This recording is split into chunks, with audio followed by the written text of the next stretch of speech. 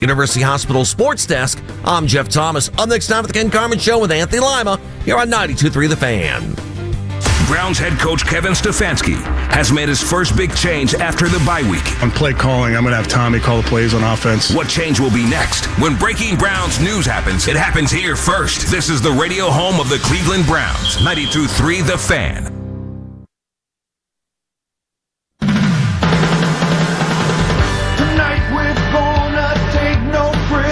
The Ken Carman Show with Anthony Lima. Edgecombe finds Oubre, gets it back. Edgecombe launches a three. It's way long and grabbed by Garland. The Cavs will push. Mitchell right around Walker. Walks Edgecombe and lays it in. Just a brilliant move by Donovan Mitchell. Mitchell over the top of Edwards. What a dazzling move. The Philadelphia 76ers are simply out of answers. Donovan Mitchell put on a show. He led the Cavaliers with 46 points, 15 of 21 from the field as Mitchell's Cavaliers beat the 76ers by the final of 132-121. I just think he's underrated. And I know everybody's, oh yeah, you're his coach. And what guards in the East are better than him? And I respect the heck out of this league. And what was amazing about how easy he made it, like it looked so easy. This kid me off just playing 2K. I've been playing 2K for like 2 hours, and I told him too. I was like, wait, just wait. He just called me washed up. He called me a bunch of things, but I love it. He said he ain't seen a highlight from me in a minute. And I just told him, all right, we'll see. So this game was for that kid or grown man, whoever that was. This is Cleveland Sports Radio, 92.3 The Fan. Audio courtesy of FanDuel TV, your Cleveland Cavaliers television network. Cavs are winners last night. Offense looked better. A certain somebody was back, and that offense looked better. And Donovan's just playing the best he's ever played. So, this is the weird thing here. We got Danny Cunningham coming up at 9. So let me ask you this. We got Danny coming up at 9 o'clock.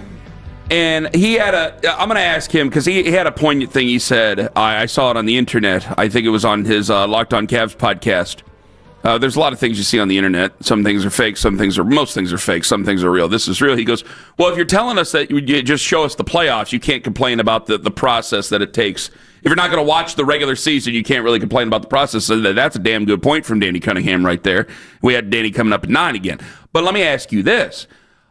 Should I be at all concerned that Donovan Mitchell puts up 46 points? Because I'm like, well, there's going to be nights where it's open, and I can't be mad that he takes shots and hits 46 points. I think that it's like, well, you got to watch the games, because I thought you Darius, have a superstar on your team that's acting like a superstar. Yeah, so how am I supposed to take that and go, well, we're going to gas him out for the future? So, like, I watched last night, Darius comes in, the offense immediately looks better to the point where it's like, I know the defense wasn't very good by anybody, but, man, the offense immediately looks better to the point where I'm like, I can't believe we took serious calls about Ty Jerome over Darius Garland in the postseason, and how Ty Jerome needs this position and we need to get rid of Darius Garland. Like, look at this offense. It's so much more fluid. It's so much more better.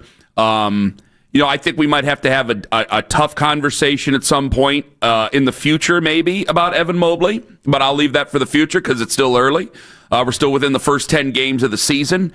But to see the way the offense was able to flow, it's like, oh, man, this is why you need Darius Garland on this team. Are there other point guards that are better than Darius? Yeah, there are better point guards out there, obviously. But this is what you've been missing here a little bit. And it's like, all right, now we're kind of getting back down to the nitty-gritty. Well, they were playing this year without a real point guard until, like, Lonzo Ball would come in off the bench or whatever. And, Lonzo, while he's a lot of fun to watch, is just not, he's not in that stratosphere. I mean, he does things to help you win, but he's not doing the things that Darius can do, over the course of an entire game. And, yeah. It was nice to see Darius. It was a lot of fun last night. I got to tell you, as a quick aside, that first half was unwatchable with the stoppages. Holy cow. Thank you for bringing that up. 4 reviews. Thank you for bringing that up. We had 4 reviews. And you know what? I think the NBA needs to pay attention. Baseball is doing so many things right, and they have corrected so many of their issues with pace of play and just getting through a game, that the NBA absolutely needs to figure this out. The reviews, the challenges has added. Last night had to be another 25 minutes to that game. So we were. I'll let everybody. So we were doing the Browns show, and I'm in the studio, right? And Gerard's he's remote. I'm in the studio here. I'm back there. And Meredith, she puts the game on the TV. So I'm looking at the game while we're doing the show, and I look up, and they're going to the TV. They're going to the table again. And I asked Gerard a question. Gerard's talking. I couldn't help myself. I turn off the mic and I go, "Are they still doing this?" She goes, "No, it's a new one." I go, "What?" I go, "Good God." It was ridiculous because there would be an officials conference. There'd be a convening of the officials, and then you'd see 4 replays of what happened. Then the head referee would navigate his way over to, midcourt and over to where the TVs are and everything, and then would make their announcement over the PA. "We are now reviewing the play." And I'm like, what have you been talking about? Doing? Why isn't there an instant from New York or somebody at the game or somebody in the control room there in the bowels of the arena? Why can't somebody say immediately, "Okay, here's what we're doing," and then at least get to the review? Why are we talking about a review before a review? Yes. Because then the review initiates more talking, and then that talking culminates with a final decision of which we've all seen 100 replays. We already know. And we at home should not know these things so much faster than they at the arena. They're doing this thing where they're just standing around the monitor, and they look like kids these days don't understand this. Again, this sounds old. Like, you remember looking outside and, like, the car, like, your dad and his buddies would be standing around the car just looking at it. And, like, if we do this, my heater cores broke, winter's got, like, it's just like, well, where do you find it on these things? Like, that's what they were doing. It seemed for, like, umpteen minutes. And I'm looking up at the thing, and I couldn't help it. I'm trying to pay attention to Ron. I'm going, in my head, I'm going, let's go. And the problem is, that's the first half. If it would have been a close game. You were so right. And been very close, then you would have known, buckle up. We're going to get another 20 minutes at the end of the game because that's the foul fest. And boy, the NBA, I love the NBA. I'll always watch it. None of this stuff will turn me off. It's like a child for you. But for the casual fan, like, maybe the NBA should take notice. They've already tuned out. Like, they already have their problems with the NBA. Don't give them another reason to not watch. If we've learned anything from baseball, certainly, like, action is what matters. Movement is what matters. Like, get them going. Let's go. And baseball, of all sports, got this. Yeah, and they got it. And I realized baseball had an 18-inning, World Series game that people stayed dialed in with. It was 18 innings, but it seemed like the pitchers now go at their pace, so they're going to go at their pace. So I know, like, the clocks aren't there, but it's like, hey, 20 seconds are going. Like, there's certain things that they do differently in the postseason. Doesn't matter. They're still going. So you've trained everybody to go quicker. We do the same thing. Like, I don't know how you do things differently, and I don't want to get going off on this tangent. We could do it again if you want to. Yeah, but it was bad last night, Ken. It was just awful. People in the arena were tweeting, like, this is horrible. See, I didn't see that, though. Okay, maybe that's the biggest thing. Okay, hold on for Darius and hold on for Donovan here. Because, like, in football, I got to admit, like, the hip drop tackle thing seems like they're gone. Like, sometimes there are rules that you can put in. And what do you do? What can we do to slow things down or speed things up, I should say, from Secaucus over to Cleveland, Ohio? Because isn't that where they do their things, is in Secaucus, New Jersey? Secaucus, yeah. Secaucus. It was Secaucus is what I always said. Secaucus. Run caucus. Talk about speeding things up. Well, okay. Secaucus? Nah, I'm calling it Secaucus. Anyway, yeah. How can we speed this up? Well, how is it that in pronounce it right? That's how you speak. Like college football, 5 years ago went to that quick review. So they were already handling all that stuff. You didn't have to wait for coaches to throw out a flag or anything.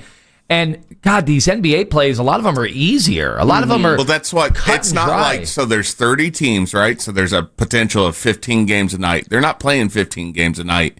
It would require a dedicated reviewer who's always watching the game. Oh, the NBA doesn't have money to pay reviewers? Yeah, that's what I'm saying. It's not like it's college football or college basketball where there can be 70 games tonight, right? Mm-hmm. There's up to 15, and that's never happening. There's usually 10. Yeah, and you got like if you go to the Begley Center, Begley Center. Now I'm afraid to pronounce any name. The Ed Begley Jr. Center. Yeah. and you're having a Youngstown State versus Murray State game, maybe you're a little bit afraid to go on. Like, it's like, well, you got Ed down there, and Ed's from Struthers, and he's just kind of volunteering to do this sort of thing. But like, no. You're the NBA. You have a man in Secaucus, and that person in Secaucus can be able to do this a little bit quicker. Well, the NFL's doing it now. The NFL's doing that. Right. We've been buzzed to do a review, and then they go, nothing was there, and that happens in 25 seconds. It's just totally ridiculous. And the NBA, what makes the NBA awesome is when I was young, there would be this flow, and there would just be. There have been times in the NBA history where they've bogged down and too many fouls as well.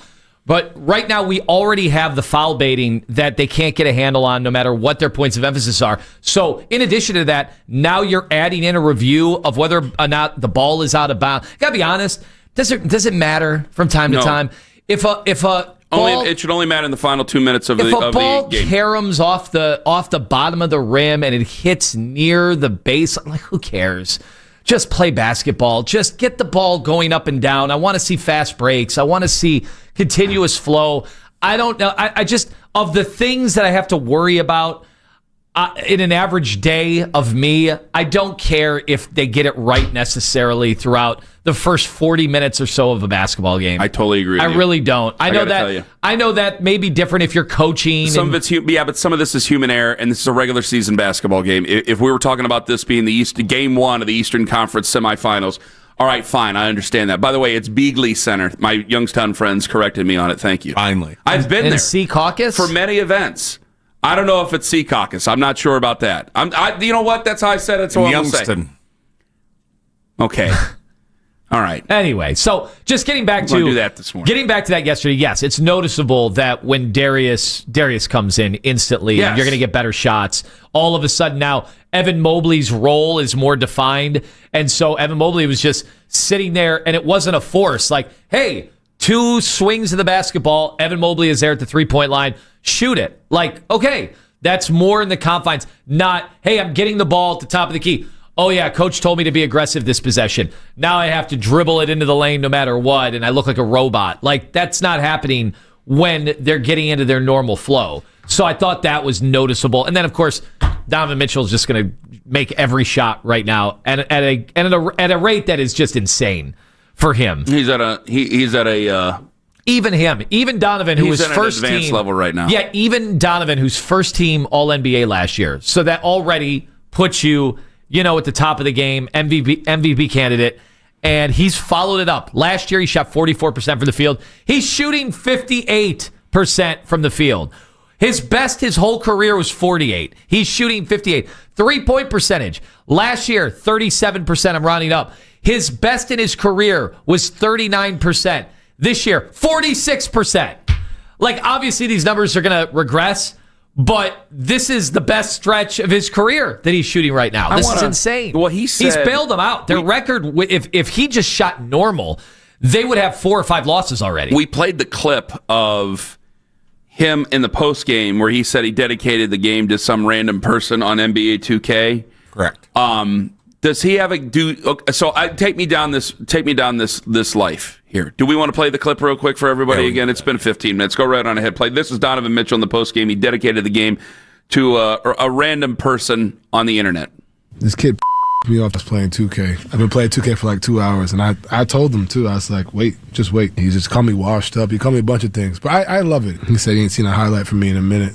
And I just told him, all right, we'll see. So this game was for that kid or grown man, whoever that was. See, that's the difference. Kyler Murray plays Call of Duty, and they want him out of there. They got to put in his contract that he can't do it. He's playing 2 hours of NBA 2K. It's like, this man is obsessed with basketball. He enjoys a little bit of baseball, clearly, but he is obsessed with basketball. 2 hours of 2K before you go and play a game later on is nuts. It's a great observation because it also is why Donovan, and this will, you could take this the wrong way if you're listening here in Northeast Ohio, but it's why it works here. It's why Donovan doesn't need to be in LA or New York having a full plate of, I've got meetings today, I've got a marketing firm I've got to be with, I've got commercials to shoot. And he does commercials, he is in some, but he doesn't need to do all that. He doesn't need to have this jam pack. Like he's just gonna chill. Like Donovan doesn't need to do a lot of the ancillary stuff that a lot of these athletes want to be in Miami, New York, LA to have to do. So when you play online, can you play? You can play against Donovan Mitchell. Yeah, I'm wondering how do work? we know that that's Donovan? Like if I'm playing, if I'm the other guy, do they have like a thing, like a verified thing on their systems? No, I'm out of my element on this. Someone can fill us in on that. I guarantee we have some listeners. Yeah, there's got to be a gamer out there way dialed in that they knew they were playing against Donovan Mitchell. Well, he clearly knew he was playing against somebody. Yeah.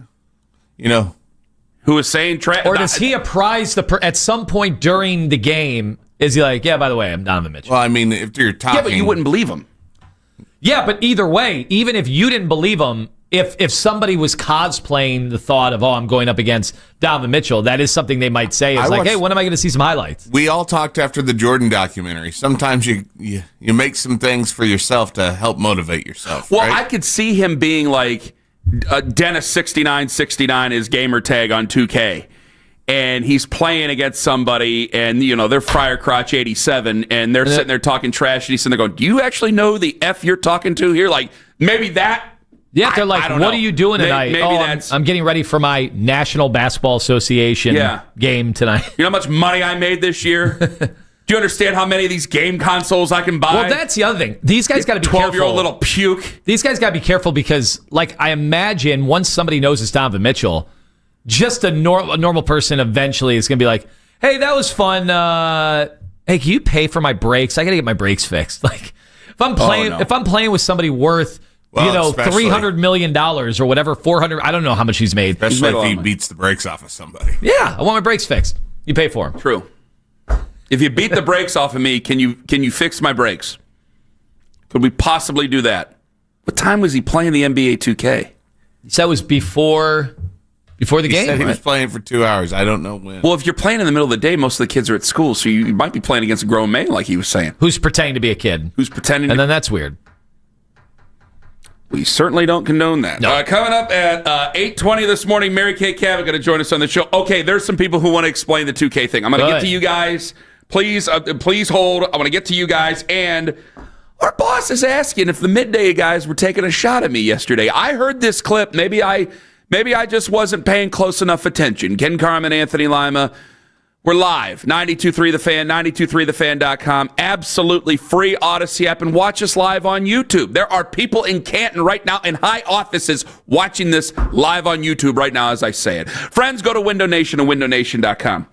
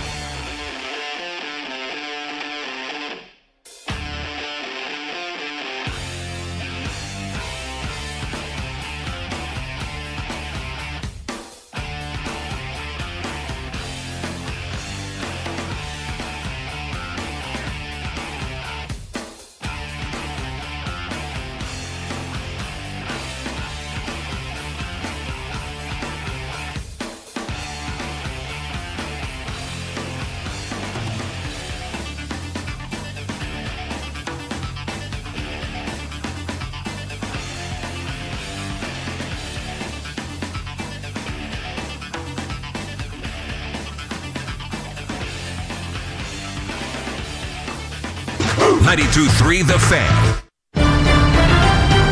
Kevin Kugler here from Thursday Night Football on Westwood One. Ryan Harris and I will get Week 10 started from Denver when the Broncos host the Raiders. Sean Payton's squad is 7-2, including 6 straight wins, and lead the AFC West. Now they host Pete Carroll and a Las Vegas team hoping to break a 2-game losing trend. Join us for the Raiders at the Broncos on Thursday Night Football. The radio home of the NFL in Cleveland is Sports Radio 92.3 The Fan.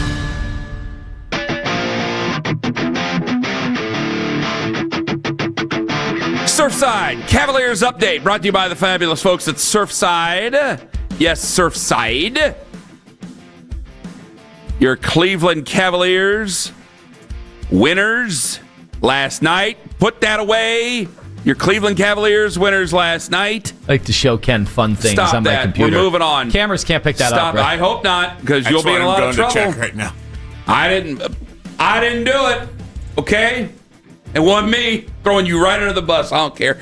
Coming up at 8:20 this morning, Mary Kay Cabot going to join us on the show. Coming up at 9, the fabulous Danny Cunningham, Locked on Cavs, the Inside Shot on Substack, 92.3 The Fan, Waterworld. I mean, all over the place the guy is. Okay, we got Alex and Warren here. Several people came in, they like, I'll get somebody else to do it. So they dropped. So I got Alex and Warren here.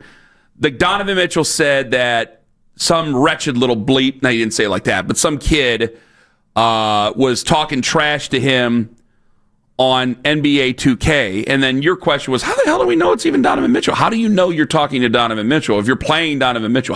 What's the gamer room look like to meet up and like play Donovan Mitchell? How does that? I don't know how any of that works. How do you know that you're playing Donovan Mitchell? Yes. How do you know to trash talk the actual Donovan Mitchell? Exactly. Alex in Warren, Ohio, home of Dave Grohl. You're next up on The Fan. Hello, Alex. Hey, fellas. How are you this morning? We're doing. Thank you, Alex. We love repeat business. Go right on ahead. So in 2K, it doesn't really matter what your name is on the game, like in your gamer tag per se. If you're a celebrity, they have it set up where as soon as you get in a game, you pull up the menu of players who are in the lobby. There's 100-something players. Okay. If you're a celebrity, you're at the top of the list. They put a star underneath your name. Doesn't matter what your gamer name is. It'll just say what your real name is. So it'd say Donovan Mitchell, and boom, he'd pop up. And you could spam him with invites if you want to. You could do whatever. You can ask to play with him. Not everybody talks. I've been in lobbies where there's NFL players, and you don't know everybody, but all these people have to do is reach out to the 2K social department or whatever. There's a guy named Ronald. Ronald just makes them they tell him what they want. He gives it to them, maxes it out, and then they have, the best kind of player they can have in the game, and right under their name, it'll just say their, real name. That's how people will know. The guy's name is wait a minute. No, Alex. The guy's name is Ronald who sets all this up? Yeah. Ronald 2K, yeah. I guess that's what I played with a former, my buddy played with a former receiver for an NFL team that we know. And George Pickens. Been in lobbies with other people, and they said that's all they do. They just tell this guy, and he's like, okay, verifies it's them, obviously, maxes out their build, and off they go. It says their real name underneath of it. Who's the most famous player you've got to play against? I don't think I've played against anybody really famous. I've just been in lobbies at the same time where there's been people that of that. NFL players, a couple NBA players, but it's really mostly NFL guys that I've seen. No WNBA? Do they gamble in there, by the way? It's technically kind of gambling. Yeah, there's a game mode called Ante Up where you gamble the virtual currency in the game. But the virtual currency costs real currency. So, yeah, I guess technically you could say it is gambling. I'll be dipped. Who is the wide receiver? You can't tell us the wide receiver? Why? Well, I didn't actually play with him, and I don't really want to dime him out. But it's a wide receiver that played for maybe our favorite football team that was traded in recent years. I'll let you. This is a dime him out show. That's what we do here. Is it a dime him out show? Well, yeah. Well, yeah. Hell, the guy's name is Amari Cooper. He's retired anyway. Yeah, he's retired. What's it matter? Plays video games. I mean, that's all right. He was a good player here, so that's okay. Quickest retirement ever. No. Yeah. I didn't play with him, so I didn't want to dime him out. I didn't play with him though. All right. But that's what he said That's what happened. I believe it too. I mean, you look at his and Alex, thank you for the call. You remember his fingernails? So it's cuticles are amazing. Ronnie 2K, and Mitch sent you something too. But Ronnie 2K. It's Ronnie 2K. He's a content creator and brand ambassador for NBA 2K. I'll be dipped. So the Ronnie is basically the worldwide He's the head of lifestyle and content marketing for NBA 2K. So he sets people up to play with these guys. Apparently, yeah. Look at all these pictures he has with these tremendous players. Yeah, I bet you some of these guys traffic in more information than even some of the insiders. I mean, if you're sitting there, forming relationships with athletes, and this is where you actually have access to them. Where else would you actually have access to athletes? Like, yeah, you could say their social media accounts, but they restrict a lot of that. Shai Gilgeous-Alexander right there. Check that out. All right. Well, thank you very much, Alex. Now we got folks. But you know where this is heading. I asked about the gambling component of that. But imagine if this is where guys start getting information on who's going to play, who's not going to play in games. Will does Chauncey have access to this in the Hooskow? Yeah. What's his gamer ID? I mean, listen, man. I'm sure there's something you could put on. I don't know if you can put a game on the commissary, but I mean, we'll figure it out. Mike in East Cleveland, you're next up on the Fan. Hello. What's going on, guys? Hi, Mike. Hey, sidebar, Lima, real quick. Why are you taking digs at the WNBA, man? I heard that. I'm excited about the WNBA. I just wondered. You never hear about them. There's WNBA players on there. You never hear about them in the gamer. Why would there be no WNBA players on there, Mike? I don't know, man. I know Lima, man. He's a shady character, man. That was a bit shady, man. Listen, just because he's a slippery wizard and he says it certain ways doesn't mean he means it certain ways, Mike. No, that's my boy. I'm shady just like that. I know what he meant. But really, hey, y'all would be surprised how easy it is to match with those players on there. Guess what Kyrie Irving's gamer tag is on there? Literally Kyrie Irving. Like, it's not hard. Like, how Alex, I believe that the last call, and yeah, like y'all said, it's Ronnie 2K. I don't know why he made it so formal with the Ronald thing. But, like, it don't take all that to play with those guys on there. They literally just on there with their names. Anthony Davis gamer tag is Ant Davis 23. Like, it's not that hard. Okay. But all right, I told you, Mike, I don't play games online. It's funny though. Last time I played games online, a long time ago, I got called terrible words and I never did it. Ken brought up. Yeah, that'll happen. Sorry that happened to you, Ken. That's where that'll happen. I'm sorry. Absolutely. Well, he gets terrible words when we're doing a show every day. Think about the difference here. NBA guys, it's like, yeah, whatever. Spend 2 hours, whatever, and then go play your game. It doesn't matter. In the NFL, you're right about the Kyler Murray thing. You don't want your quarterback playing video games all day because you feel like they're not taking the game seriously. It's just a very different sport. Definitely. Hey, can I talk about the game last night? Say it real quick. Say it now. Go. Real quick. All right. Donovan is Donovan. He's a superstar, but you know what I'm saying? He played career low minutes and still got hurt in the postseason. So, like Lima said, would you want to gas him out now? What does it really matter? He's been hurt the past 2 seasons in the postseason, so it don't matter. And real quick, Evan Mobley, not the guy. 5 rebounds, no Embiid on the floor. That's not great, man. Not great. All right, Mike. Thank you very much for the call. We turned last night into a negative? That's what he did. Come on. That game was a blast. He scored 23 last night. What was he on threes? He shot 5 threes.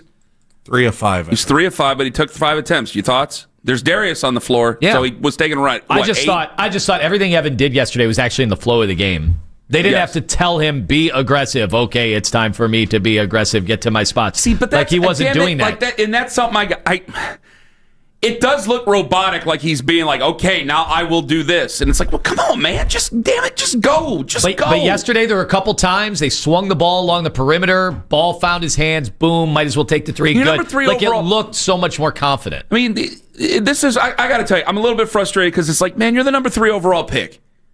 Like, is there ever going to be a day you're going to go, damn it, I'm the best guy out on this floor and I'm going to do this and this is the way it's going to be? Are we ever going to have that moment? Please? But please. It is a weird team for that to be the case. I understand and that's why they were force-feeding it early on, because they know when everybody's healthy, they're not really ever going to play like that. That's not how they're going to play, so it's hard to envision them needing to do that then in the playoffs, because that's not the team this is. I get that, man, but it's like... This team is so unselfish. At that point, yeah, are they, though? Because... I got Donovan Mitchell, who knows he's the best player on the floor, and he just goes, I'm the best player on the floor. To hell with all this. I'm taking over.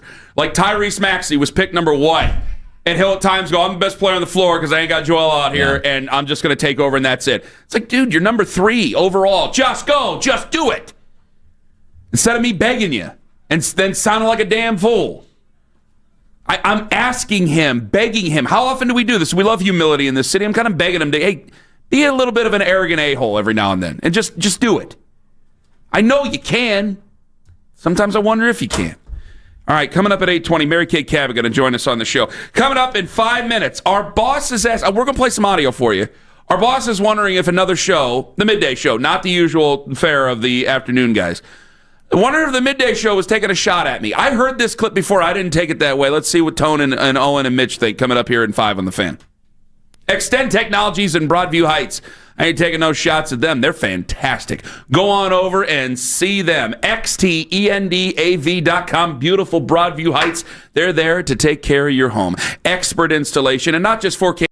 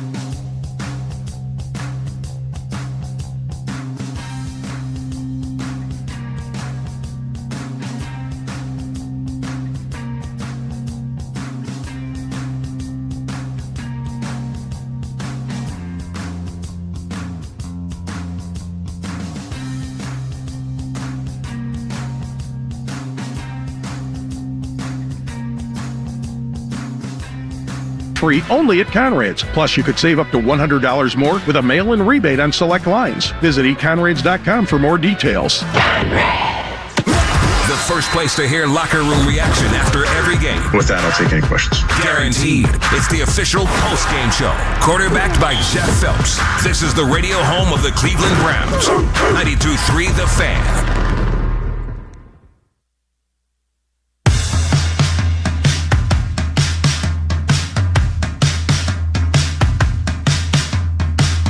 I said yesterday that if they're in evaluation, are the Browns in evaluation mode?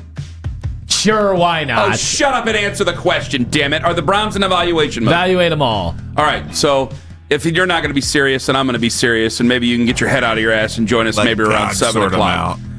I think they're in evaluation mode, and I said yesterday, because I said I'm thinking clearly for the first time in weeks. And then somebody sent me a picture of me as dressed as a clown and go, good old clear-headed kid. It's like, damn it, that's right. I felt clear-headed yesterday for the first time in weeks. And I said, guys, I have been thinking about this all wrong. Everything I've done with the Browns is about saving a bad situation. I go, I didn't create this situation. I did not want to trade for Deshaun Watson. Only half of the show wanted to. I didn't want to do it. I thought he was top 5 quarterback. I thought it was over for Baker. I'll tell you that. I was wrong on that. I thought Baker sucked too at the end. But I did not want. But I didn't have an answer for it. My whole answer was, I don't know. Maybe we're going to have to talk to him and see if we can run this back, because I didn't have any other good answers for it. Because at the time, it's like, who are you going to make a move for? So it was like we're kind of stuck. But I didn't have any faith in him. It's like, well, we're going to have to. I think we're going to have to bring in a vet and have a competition here, because that's where it's at. Did we talk Jimmy G? It was Jimmy Garoppolo and Derek Carr. I'll tell you right now, I think Derek Carr was absolutely a conversation, but it sure as hell wasn't me wanting Deshaun Watson. But I've been sitting here thinking the whole time about, why am I trying to save something that might not need to be saved? I need to look forward about how to fix this and then build and do that. And it provided me a lot of clarity, and I'm thinking, guys, they're in evaluation mode, so I'm just going to evaluate. And you go, no, you're an excitable boy. You're going to sit there and get all excited. I go, no, I'm not going to do Super Bowl Super Browns on Monday if they win. And you gave me some unrealistic scenario about how well Dylan Gabriel would play, which is totally unrealistic. And I literally laughed in your face over it. Said 25, a 31, 325, 325 was the number of yards. Okay. I hope so, because I'm laughing my ass off. Hardy har har over 325 yards. I heard this clip. I tooled around on the internet yesterday, and then I saw this clip. I didn't think anything of it, and Keith's like, are they taking a dig at you? Is Andy taking a shot at you here in the midday show? Something about just winning on Sunday got brought up, and here's Baskin and Phelps about beating the Jets on Sunday. There's no guarantee that you're going to pick a winner in the first round. You got a 50-50 shot. You got 2 chances to try to go out and get a quarterback. Just play the regular season the way you're supposed to play football. Go out and try to win. I don't want to hear about it. I know I brought it up a couple times that the loser of this game is really the winner. I don't care. You need to beat the Jets. You really do. You like the way David Njoku sounded? You know, that's what you need inside a locker room moving forward. Yes, you've got a room full of millionaires. I get it. I understand it. Just play the game and play it the right way. And I don't want to sit around here and think about, ooh, they lost that game. That's a win. I know I said it. Drives me nuts. I was going to say, you're the guy who brought it all up. Well, I'm just saying, because I know people. I've had 100 people say it to me. They're like, if they can just lose this game, shut up. I don't want to hear it. Just win. Go get a quarterback if that's what you want in the draft. I'd much rather be in a position where Gabriel and Sanders steps up. We have a quarterback for next year. Maybe go out and get a veteran if you want to bring another guy in, but use those first 2 picks for an offensive lineman, or let us pray, a wide receiver. How's that a shot at me? I listened to that clip. I just want to know, how's that a shot at me? Is it because I don't think it is. You said you wouldn't necessarily be celebrating the win over the Jets? No, but I didn't say I want them to lose. I don't think that if you win, you're the actual loser of that. No. Andy and I are in the same thought. I don't want them to tank. I don't think tanking really works. Why is that a shot at me? That isn't any shot at me. I think you should be able to beat a team that traded away their two two of their best players on defense. By the way, they're taking Quincy Williams. They're making him a backup, Quinnen's brother. So that's a veteran that you already have out of there. So he's on his way out of the Jets. Yep. So, I mean, you have a team right now that is reeling that you're playing against. Yeah, you should be able to line up and beat them. And Dylan Gabriel will probably pass for a standard fare of 160 yards. And what do you want the average depth of target to be? Something terrible. Yards per attempt, something terrible again. Probably a touchdown, hopefully no interceptions, and you'll probably grind it out to a 17-10 win, and that'll be the end of it. I think because there's a new play caller this week, I think he is going to throw it all out there. This will be a kitchen sink. Just the new guy takes over. Tommy, you're saying? Okay. Yeah, I do think, even though I know that we had audio from Wyatt Teller saying they're going to be the same place. Yeah, but it's just, you know how these guys like to flex when they get the opportunity. It's what Freddie Kitchens did. That's fine, but I don't know if they can. I don't think they got the horses to actually do it. Of course they don't. You can go five wide and do anything you want, but if you ain't got the guys. But I could see them saying, well, we're playing the Jets. They're demoralized. They got guys waving the white flag. Their general manager already is. So I buckle up. I think you could see Tommy Rees like drawing stuff up because fans eat that stuff up so much. Yeah, nobody loves a trick play like a demoralized fan base. All right, I mean, you can be as demoralized as you want, but I don't think that guys are sitting there bleeping themselves with fear if Cedric Tillman lines up across from them. No reason to. You still have the same people that you have to throw to. So I don't disagree with Andy. Yeah, you should win the game. You should win the game. I'm not going to celebrate them losing the game. I'm just not going to come in here and rant and rave and Super Bowl, Super Browns and hoot and holler if they win. Even if we get 325. Fine. If they do something that's completely the kitchen unbelievable. Sink game. If they do something that's completely unbelievable and completely unrealistic, fine. I will hoot and holler and say I was wrong and I'm so happy to be wrong. It ain't going to happen that way. It ain't going to happen that way. You should be, without Quinnen Williams in there, you should be able to move the line around the way you are, move the pocket left and right the way you want to. You should be able to free Dylan Gabriel up to see some lanes, to throw some guys open. But I don't know if he's going to anticipate it any better. And so the whole kitchen sink game, I don't know. They tried to throw the kitchen sink at him against New England. 2 trick plays. Yeah. Except, again, that ain't Jarvis Landry and Odell Beckham Jr. That's Gage Larvidan, Isaiah Bond. Whew. It ain't the way it used to be, buddy. So you can only do with what you got. So you don't foresee, with the new play caller and the Jets being down and out, you don't see this being the Jerry Jeudy coming out party for 2025? I don't know if he's going to have a coming out party this year. You probably have a better chance of an electric football player throwing to him. Okay, that was just me. I'm sorry. 216-474-0092. I mean, do you only care about winning on Sunday? That's all I want him to do is just win the game. You should be able to beat a team like that. Part of it is I just don't feel like watching a 9-6 game. Like, give me some entertainment. Guess what, buddy? You're going to be watching a 9-6 game. I don't think you're going to be very entertained. These teams are both so bad that couldn't we? Well, no, your offense. Couldn't we get unintended good offensive play just based on the fact that this is such a weird game to have halfway through the year where both teams, one was supposed to be, making moves at the deadline, the other actually sold off. Yeah, and you have a team that in the Browns that still has great players, even though that they still need guys on offense. They have some great players on defense. Justin Fields has actually not had a great history against the Browns. He sacked him 9 times in a game. Yeah, well, that was the first time out, and then the other game he did well until the defense started to step up, and Joe Flacco got on a heater, and they beat him in the fourth quarter. You remember that? Yep. Then there was the dropped Hail Mary at the end of the game that could have beat us. Thank God he didn't hold on to it, because that was probably the difference in the playoffs right there. But all these things I'm saying, like, they're 0-5 at home this year. You're 0-12 on the road. Something's got to give, man. Something's got to happen. You got to be able to go out there and beat them when they've been doing all this stuff. Or all this stuff that we've been saying is for nothing. But they're still, at the end of it, they're still pros, and I still think it's going to be a tight game. So you say you're not looking forward to a 9-6 game. Yeah, there's a lot of things that people in life are not looking forward to, but they have to do. So guess what? You're going to have to sit there and watch a 9-6 football game. And again, more of the same, I'm sure, of 143 yards and people bitching online and arguing about whether or not they should put Shador in. That's what you're going to get. I hope you're saddled up for it. 216-474-0092. Do you only care about them winning on Sunday? Do people only care about them winning on Sunday? I agree with Andy. You just go out there and win. Just go out there and win. Show that you have a good defense. Show that you can do something on offense. Make us talk about Tommy Rees in a different way. A little bit.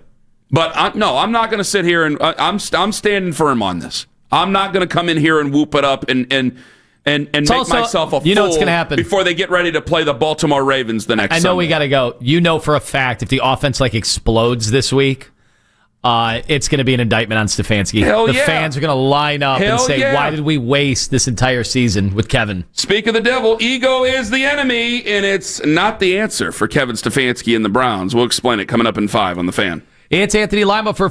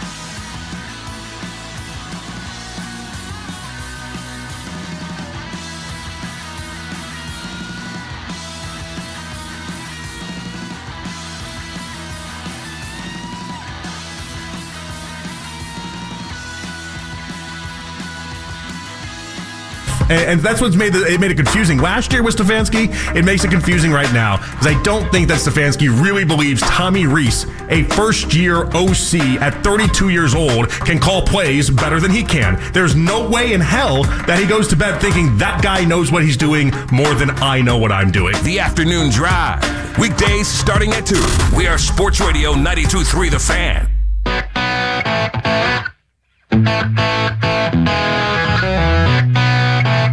Listen, I don't mean to attack too well. I didn't even attack midday. You got to help me with something here. Kevin Stefanski's a lot of things. I want to know from you guys. Do you guys think Kevin Stefanski's egotistical? I got more on Darius Garland coming up at around 7:20 here, and we got Danny Cunningham coming up, and also there's some hot takes by somebody at the Fan about Shane Bieber that we got to get to later on today. I listened to them yesterday, and it's like right after the Ross Tucker interview. Like JP's calling Kevin egotistical, and I'm like, I don't see it. Help me where he's egotistical. Go ahead, here it is. To really show you jump-started, you got to win against the Jets to show that this worked. Well, it's a good opportunity then, because the Jets stink. You're now, I think, 2.5 favorites on the road. Place the Browns have not won in 12 games. You have an opportunity to get that win. I find it fascinating. Ross's point about not telling us, because he's right. What if he just not said anything? I mean, in fairness, they don't tell us anything else. I know. That's what kind of makes this is so interesting to me. Is that only so afterwards we know who to blame and who not to blame? Because I think there's a part of Stefanski that is too egotistical to let that go and be like, that's somebody else that made that call. I think he likes this all too much, and I don't know that he could have gotten away with it. I don't understand it. Was he egotistical when he was forced to make Shador Sanders the backup? When he allowed that to happen? I want to know. Was he egotistical when he made Ken Dorsey the play caller? Was that egotistical? It was the same results. It was still not good. Wait, are you saying these things have been forced upon him? I'm not saying everything's been forced upon him. I just want to know, of all the things that I disagree with Kevin Stefanski, and the list is not terribly long, but the record stands on its own. They're 5-20. He's not been good. You can't dance around that. It's not been good. You're the head coach of the football team. It falls on you. But this whole thing, Tommy Rees ends up being a scapegoat for Kevin Stefanski. No, he doesn't. He's the head coach of the football team. You're the head coach. So if you went to Tommy Rees thinking Tommy Rees was going to be worse to somehow save your name, you've completely undermined the organization of what you're supposed to be in charge of. He can't do that. He wouldn't do that. You can have a lot of problems with Kevin Stefanski. Hell, if there's anything, I don't think he's egotistical enough. Because again, did Kevin Stefanski, did Kevin really want Baker to go out there and play with a hurt arm? Did he want that to happen? He allowed it. Did he want to keep Jadeveon Clowney after Jadeveon Clowney made an ass out of himself in a postgame? Did he want to do that? I don't think he did. In fact, I'm not going to talk that much further about that. But I don't think he did. Did he really want to do that? There's a lot of things. If anything, I don't think Kevin's egotistical enough. You can say he's bad at his job now, or it's ran its course. That's fine. But I've watched Mike McCarthy in a press conference before. Guys, I'm good at this, all right? I know what I'm doing.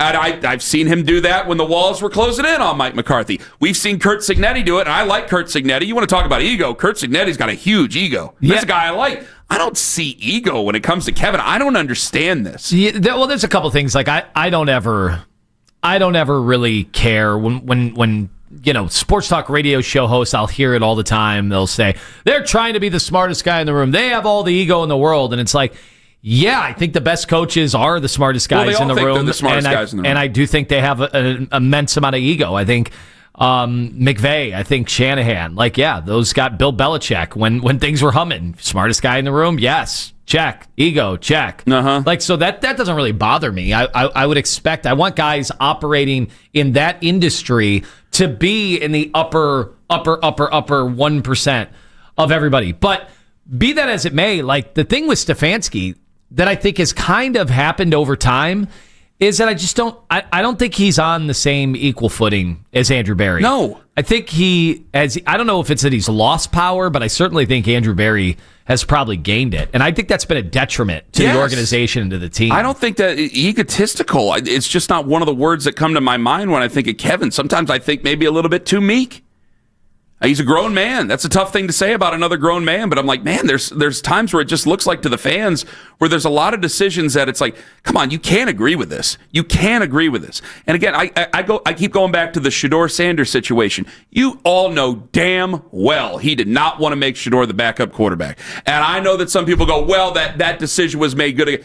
If he had that big of an ego, could he have not said something about it? If he had that big of an ego, could he have gone, no, I'm the head coach of this damn football team, and Bailey Zappe's going to be the backup quarterback because this guy is not ready to do it yet. He could have done all those things. So wait, he's got a big ego because he just lets people walk over him? I'm asking a question. He doesn't. There are definitely things that aren't great about Kevin. One of them is that I think he does let a lot of people take power over him. I think he does kind of stand idly by. I think he's forced into having to answer for things that he really shouldn't have to answer. Well, put it this way, Kent. There are teams where it is so unequivocal. What'll come to mind, like New England. It's so obvious. It doesn't even need to be stated who's building whose team that is. It's Mike Vrabel. Mm-hmm. That's why they went out and got him. Okay, the same thing the minute Jim Harbaugh is somewhere. Mm-hmm. Pretty clear who's in charge, right? I don't know. Do you ever get that? No. Do you ever get the idea that it is definitely Cleveland? That is Stefanski's shop. No. That is his place. He rules the roost there. You just never really hear that. Now, did Kevin want to let go of Alex Van Pelt? No. Okay. No chance. So egotistical is not the word to describe Kevin Stefanski. I'm sorry. If you don't like Kevin Stefanski and think he's a bad coach, Jonathan, hey, that's fine. 5-20 over the last 2 years is terrible. The proof is for itself. Egotistical isn't one of the words. I don't think that he lined up. He's not going to take one of his assistants and go, hey, he's going to be the guy and he's going to make me look real good. Good to who? Because, by the way, if you did that, and I know everybody, and I understand the people who are anti-Stefanski think that the rest of the league is brainwashed. And that can be frustrating, too. I mean, I've heard Ross talk about how great he is and how bad of a decision would it be to fire him. And we saw Dan Orlovsky threatening the fans, going, yeah, you go ahead and you fire him and see what happens. And it's like, guys, the word gets around. If he was going to just undermine his own organization and put himself over, like, that's going to get around. That's not going to go well. It's not going to go well whatsoever. I know these are small things for us to try to add up and to try to build a storyline out of it, but I don't know. Have you ever heard about, well, coach ripped into us like never before? I just heard that with the Cavs yesterday. Yeah, Kenny Atkinson. With their head coach. Let him have it. Have you ever heard we've had plenty of players, it's been 6 years.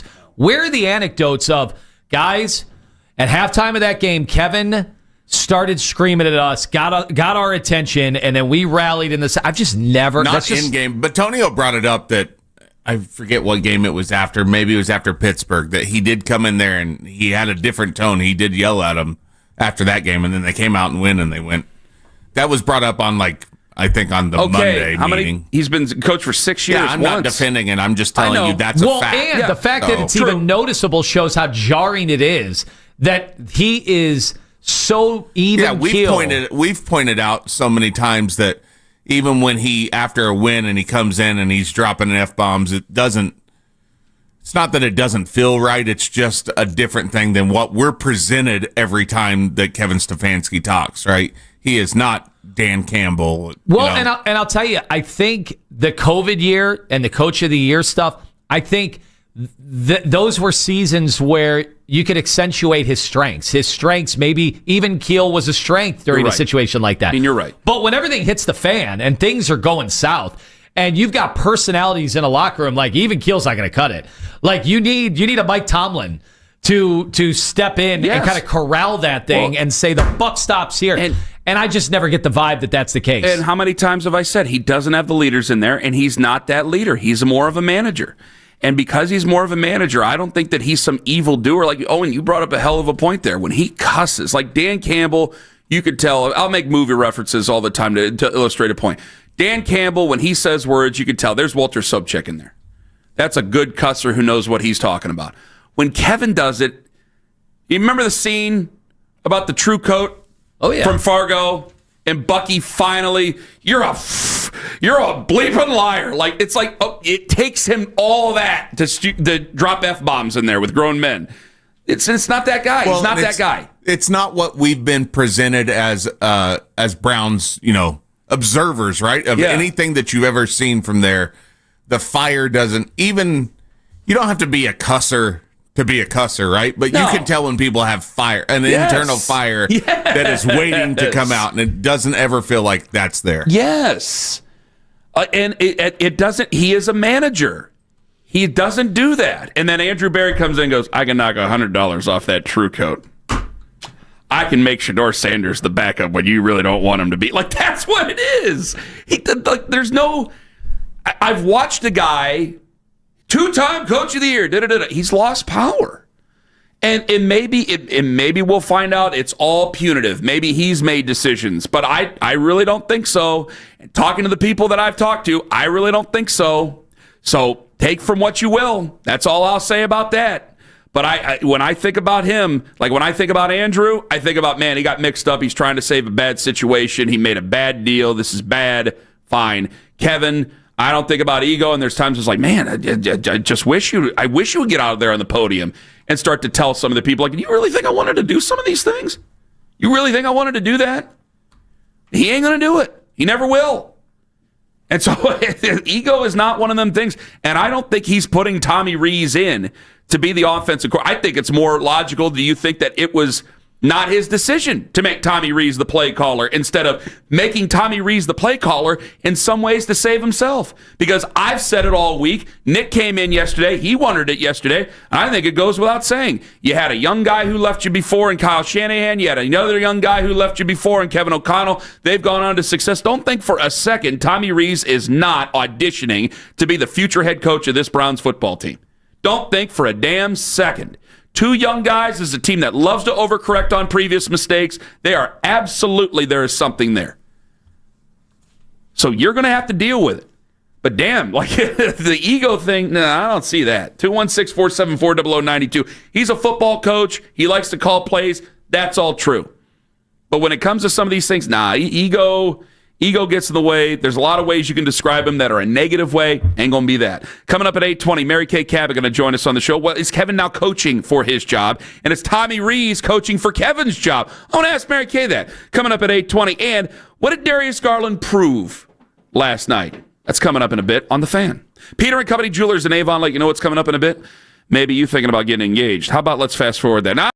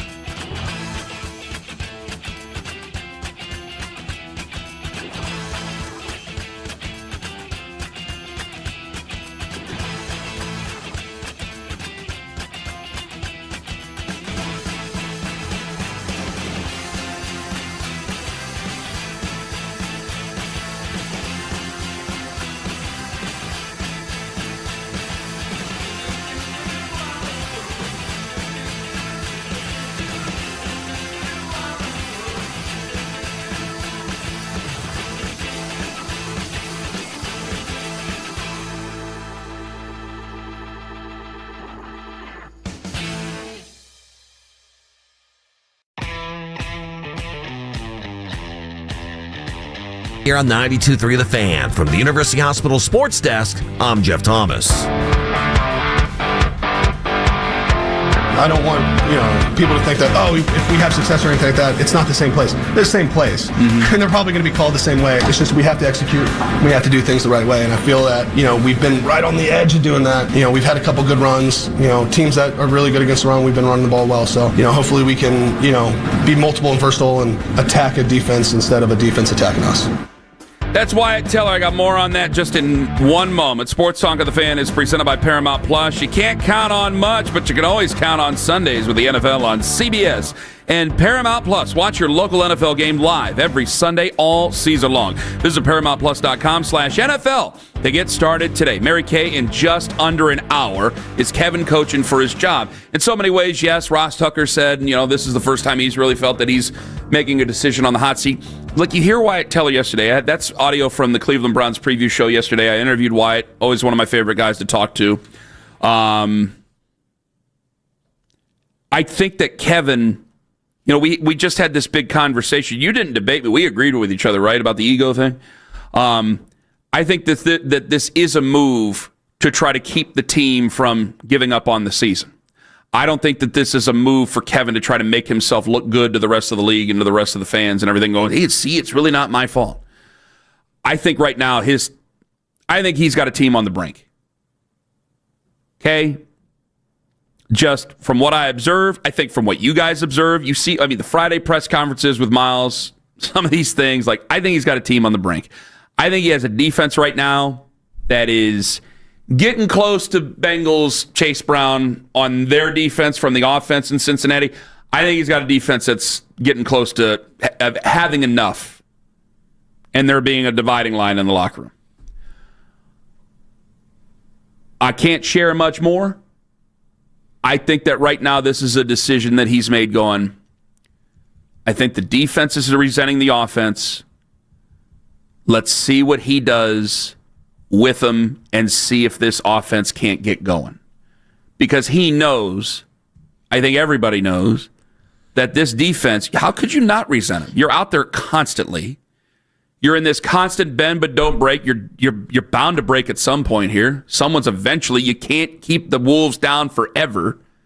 You're put in not great situations. Now you're turning the ball over a bit. And so you have a defense that's getting very angry. And so, all right, maybe I am the problem. Maybe I'm not seeing the situation right now. So let's bring Tommy here. We'll put Tommy in charge of the offense. We'll see. Not to take the heat off of Kevin, but to get the offense started in some fashion. Again, ego ain't the word. But you have a defense right now that's, guys, I think they're just as pissed over everything as you guys are. How could you not be? So, Tone, maybe you see it differently. I think I got a defense looking at the head coach. They are not happy with that guy, and he's an offensive guy. And when you're calling the plays, it's like, what are you doing? Why are you doing some of these things? I think if you're the defense, I always wonder the dynamic in situations like this because when we see, it's always Myles Garrett. Everybody's always like, pay attention to Myles Garrett when we're allowed in the locker room. When are we allowed in the locker room? After wins, right? I'm talking about the fans. Okay. We get to see the victory speeches. And you always look at Myles Garrett, and it just doesn't seem like he's that engaged. Now, maybe that's his way of, after a game, kind of debriefing. And, that could be his decompressing. Decompressing, yeah. That could be just his style, like whatever. But everybody always points it out. They're like, oh, he's rolling his eyes as Kevin's trying to be tough guy Kevin, after a game, or real excited Kevin. I always wonder in a situation like this where the defensive room, like Jim Schwartz and those guys, like those defensive players, what do they think? Like when there's the big team meeting or the big walkthrough and the coach is holding court, but it's an offensive guy. And every team has to deal with that because you're either an offensive guy or a defensive guy with a few occasions where it's a special teams guy like John Harbaugh. Like it's always one or the other. And so that other unit, especially if they're the successful unit, are they just paying no mind to that guy? Or are they like, no, he's a leader of men. He's the leader of the team. We still are kind of engaged in everything he's saying. I just don't know. We just don't hear a lot.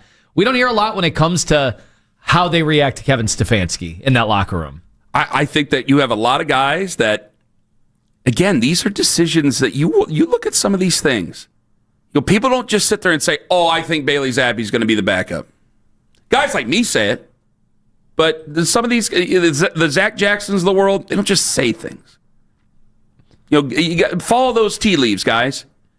And so I think you can look at a defense going, "Well, wait a minute, who's really in charge here? Who's going to do this here?" And so now you got a defense that's playing its ass off almost every single game, trying to hold out every single game, and then you look over, you go, "We're doing what with who?" Could you imagine being on that bench, getting ready to go out there and go, "We're doing this with Gage on third down. We're going to do this. Okay, fine, whatever."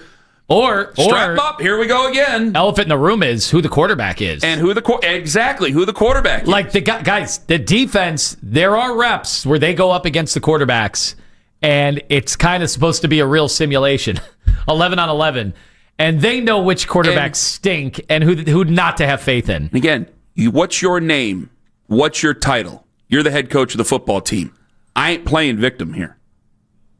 If anybody's got to stand up, it's got to be you. There ain't no victimization here with Kevin Stefanski. Hey, you're the one who's got to answer for this. You're the one who should say something. If you see something terrible, you got to be able to say something about it, because we're looking for some leadership somewhere. We are at an all-time low in the terms of our trust with the leadership here. I got a guy who lives in San Diego. We don't know what he does, and he only comes around at the beginning of the year and when things are good. How many times have I said that? I got another general manager for the first time in 6 years, ain't talking to the media. Now, all of a sudden, you're the one who's got to go out there and answer for some of these things? Where, again, if you just look at the tea leaves, you got to answer for the trade? Everybody was surprised. Mike Tomlin talking about it? And go and listen to those audios. Go listen to those clips. Go listen to some of the insiders and what Mike Tomlin meant about that. Okay. All right. And you're the one who's been put in that situation, and it's a bad situation. But the effort to keep everything calm is still getting nuts. And so maybe it will be time for somebody to say something. Maybe it will be time for Kevin to say something. And he's telling you as much as he can. But he ain't going to say it all. And he's looking at it going, this move with Tommy Rees is telling you guys, maybe I'm losing grip on this thing.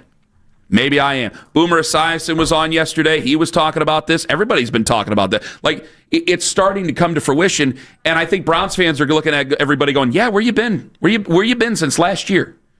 This is unmitigated. So where have you guys all been?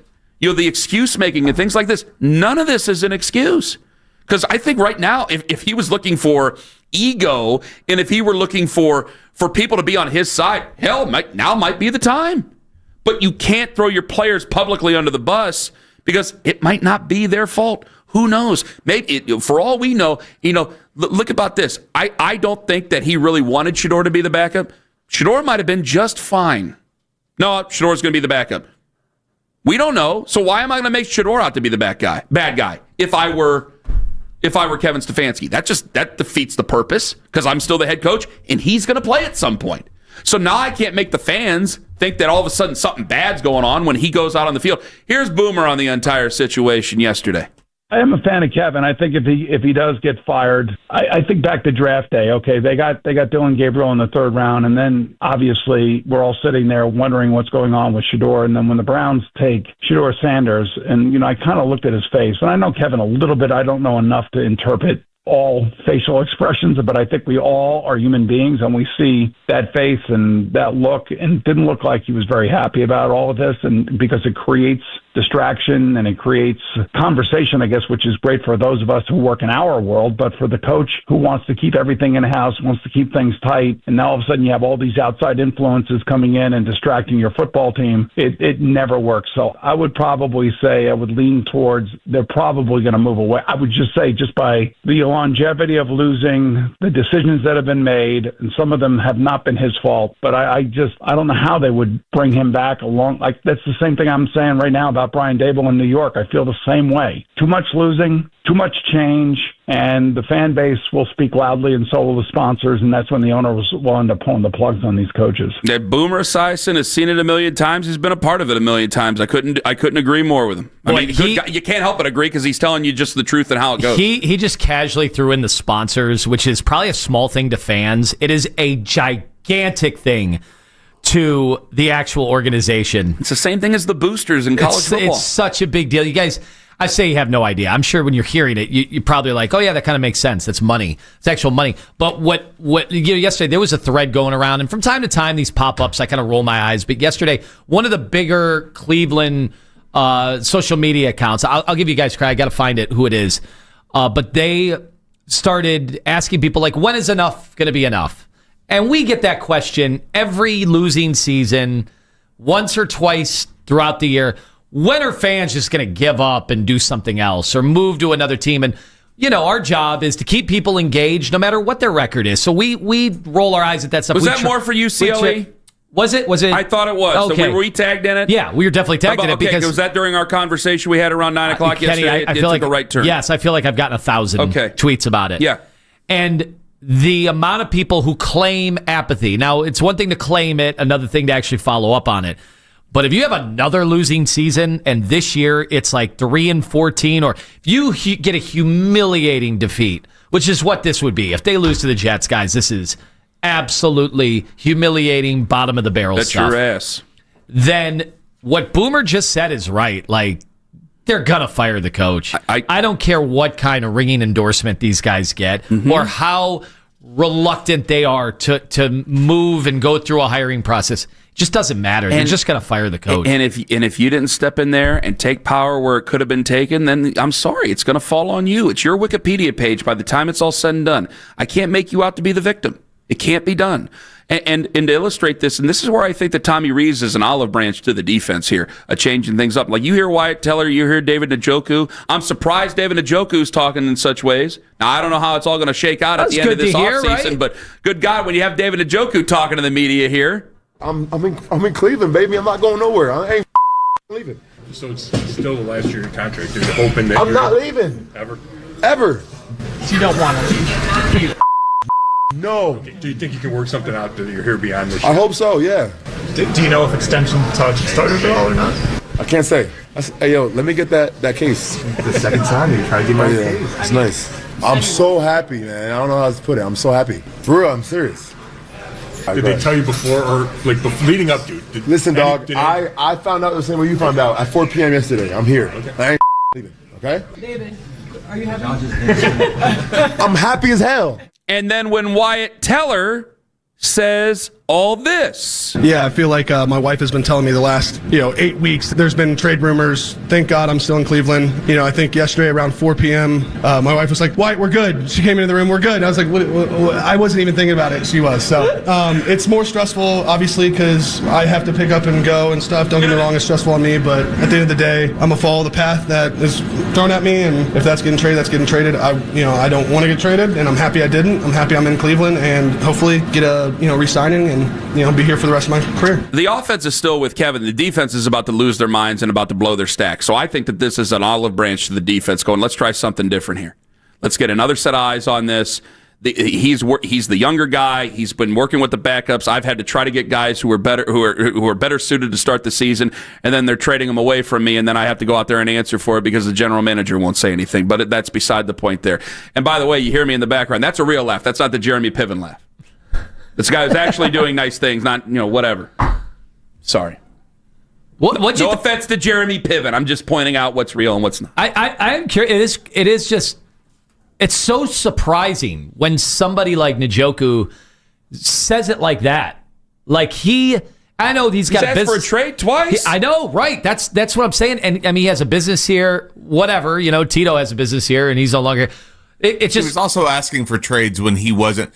I mean, I kind of scoffed at his, is he one of the best tight ends in franchise? He's second in yards. He's gonna be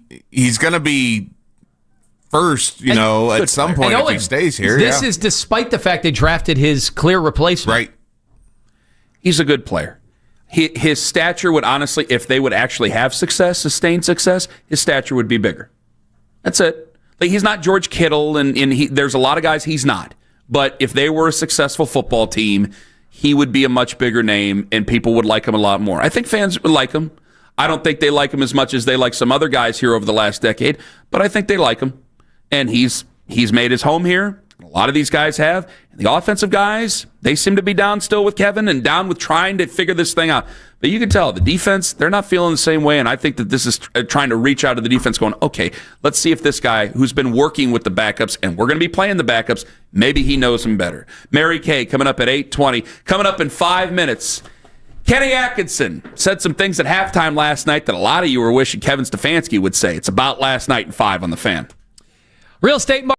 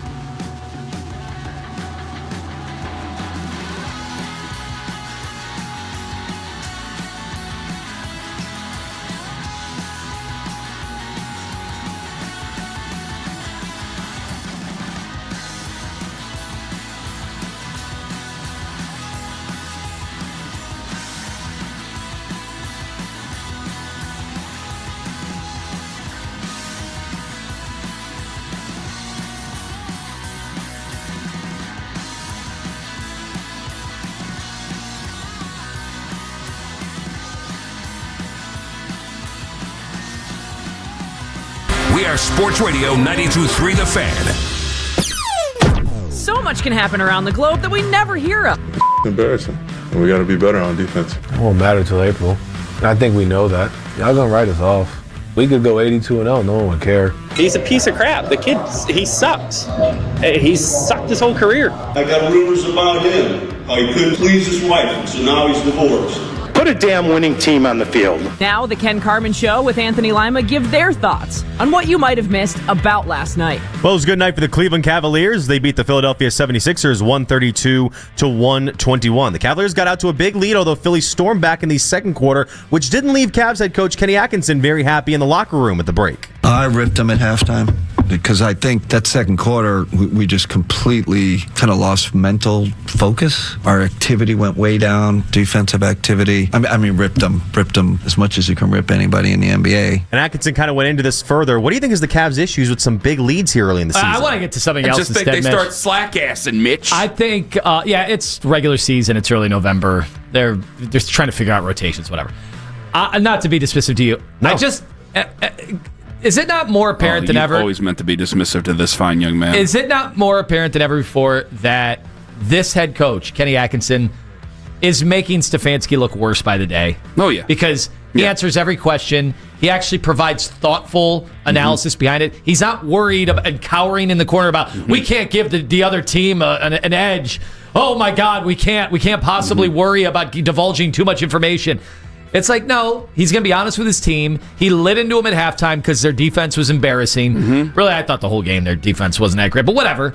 I love the fact that he just talks like a normal person and actually gives you strategy and gives you the reason why they have elected to go with the strategy. And when it doesn't work, he comes on and talks about it. And when they get ousted last year in the playoffs, he's like, not just, I didn't coach it well enough. He's just like, we weren't tough. He's like, we got to look ourselves in the mirror all offseason. I think fans appreciate that. I don't think you have to be looking over your shoulder and worried about the other shoe dropping if you're a little too honest about your sports team. That's just a guy who's secure. He's so secure with who he is.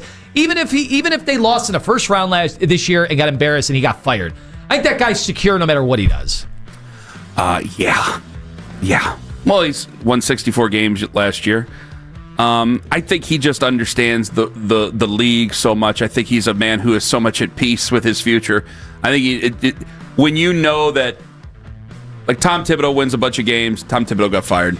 Like, guys just get fired in the NBA. He knows someday he'll just get fired, and they'll move on to the next guy. And I think he's so confident in that. And go, while I'm here, I'm going to give you my very best, and here is my very best. And he's absolutely right. It's ridiculous you drop such a lead like that in the first half, to come back to halftime and have things go like that. I think that I think that Kenny saw that there was slack-ass basketball being played and let him know about it. That was Kenny. Speaking of Kevin, yesterday, Stefanski talking about a number of topics, including one Shador Sanders back at practice in limited capacity yesterday. He was asked, is Sanders back to being QB2? He'll be limited. Need to see how he responds. Obviously, he's pushing very hard in rehab, but need to see how he does over the next couple days. I mean, what do you think the Browns' plan is potentially if Gabriel goes out on Sunday and not only doesn't play well, but potentially gets hurt? I'm sorry, what did you say again? I'm saying, what do you think the Browns' plan will be Sunday if either Gabriel plays very poorly or he gets hurt? I think it's probably going to be Bailey Zappi. You don't think it's going to be Shador in this? But Shador's been limited. So do you think they'll activate Zappi at this point? Agree. I do think it's going to be Zappi. Yeah. They're not just going to throw him out there. I was going to say, they do have to activate Zappi, I think, before, what was it, Sunday, I think? Probably before Monday. Probably. This is a game Sunday. Also, yes, they're going to have to do that before the game. While I have you on quarterbacks here, I want to get you guys this story regarding one Infinity Sports Network's Maggie and Perloff. This is Andrew Perloff the other day. Maggie and Perloff! Talking about one Julian Sayin for Ohio State. How could people vote for Julian Sayin? Who is Ohio State beaten? How do you know what this actually means until he plays a good team and he's thrown to the greatest wide receiving core that we've seen? For me, it's really hard to distinguish Julian Sayin from, say, Jeremiah Smith. People cannot vote for him. You cannot vote for Julian Sayin. He has the easiest job in college football. Okay, so he's not wrong. He's throwing to great players. He is throwing to great players. He's not wrong. Is Julian? Let me ask you this, because normally this award just goes to the quarterback of the best team. Didn't Will Howard throw to the same guys last year? Now they didn't vote for him to be Heisman. Okay, but is he not doing better than Will Howard? Well, I'll ask you this. Will Howard's good. I don't need you to power rank the players on Ohio State, but where's Julian Sand? Is he their fourth best player? Is he their fifth best player? I was going to no. Talking on offense? Overall? Overall on the whole team. So can you win the Heisman if you're like the fifth best player on your team? Which by the end of the year, maybe we think differently. Maybe we're like, no, Sayan's the best. But right now, yes, you can win the Heisman if you're the fifth best player, if you're the quarterback. Yeah. That's what I'm saying. This does present a very interesting. Why can't Jeremiah Smith win the Heisman? His stats are not going to be good enough. Their games are over. Coverage. Their games are over at halftime, and teams triple team them. So they're just, Carnell Tate's going to get production. This is the problem I have with the Heisman. Power rank. Let's do power ranking right now. Well, what are we power ranking? We're power ranking the best players on the Ohio State Buckeyes is what we're doing. Number 1, Jeremiah Smith. Number 2, Arvell Rees. Over Caleb Downs. Yes. Wow. Number 3, Caleb Downs. Number 4, Julian Sane. Number 5, Carnell Tate. I went 5. I know I'm only supposed to go 3. What's your number 1? I'm proving a point here. Yeah, I would say number 1 is Jeremiah Smith. Okay, so if Jeremiah Smith went down today, God forbid, would you take Ohio State to win the national championship? Probably. He's thinking. Probably, but it gets harder. See, this is why you need to watch the bleeping games if you're a Heisman Trophy voter. This is what I can't stand. This is what I get mad about the AP votes. Watch the games. But you have the wrong people voting for each thing. If I'm just Kenny Carman from the Tuscaloosa Times and all I do is cover the Alabama Crimson Tide, I'm not going to have a lot of time to watch other football games and to commentate on other teams. But if I'm sitting there, like if I'm a CBS Sports guy or an ESPN guy or a 92.3 The Fan guy, and I'm sitting there on a Saturday watching all the games, like, yes, I will be able to give you some sort of an opinion on some of these things.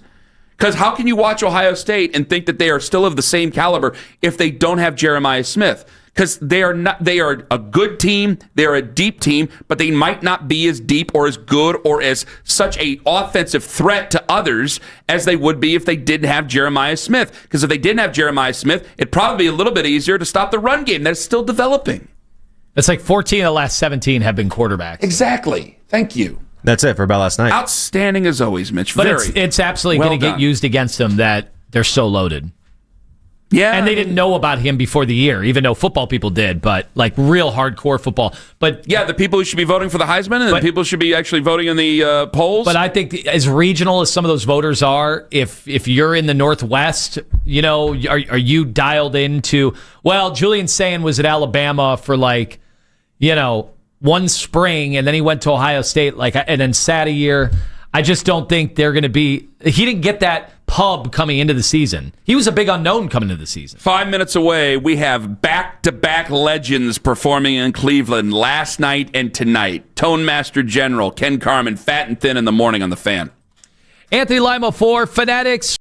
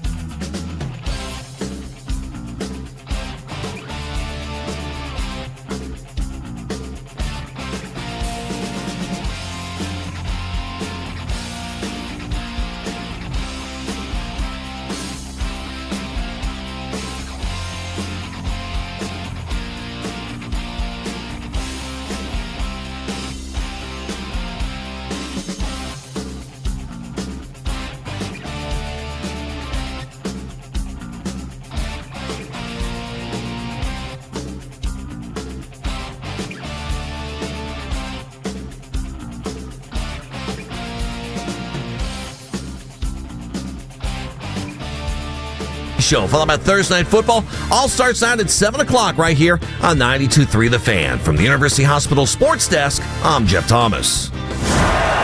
All the Browns and NFL news you may have missed at work. The Afternoon Drive. Weekday starting at 2. 92.3 The Fan.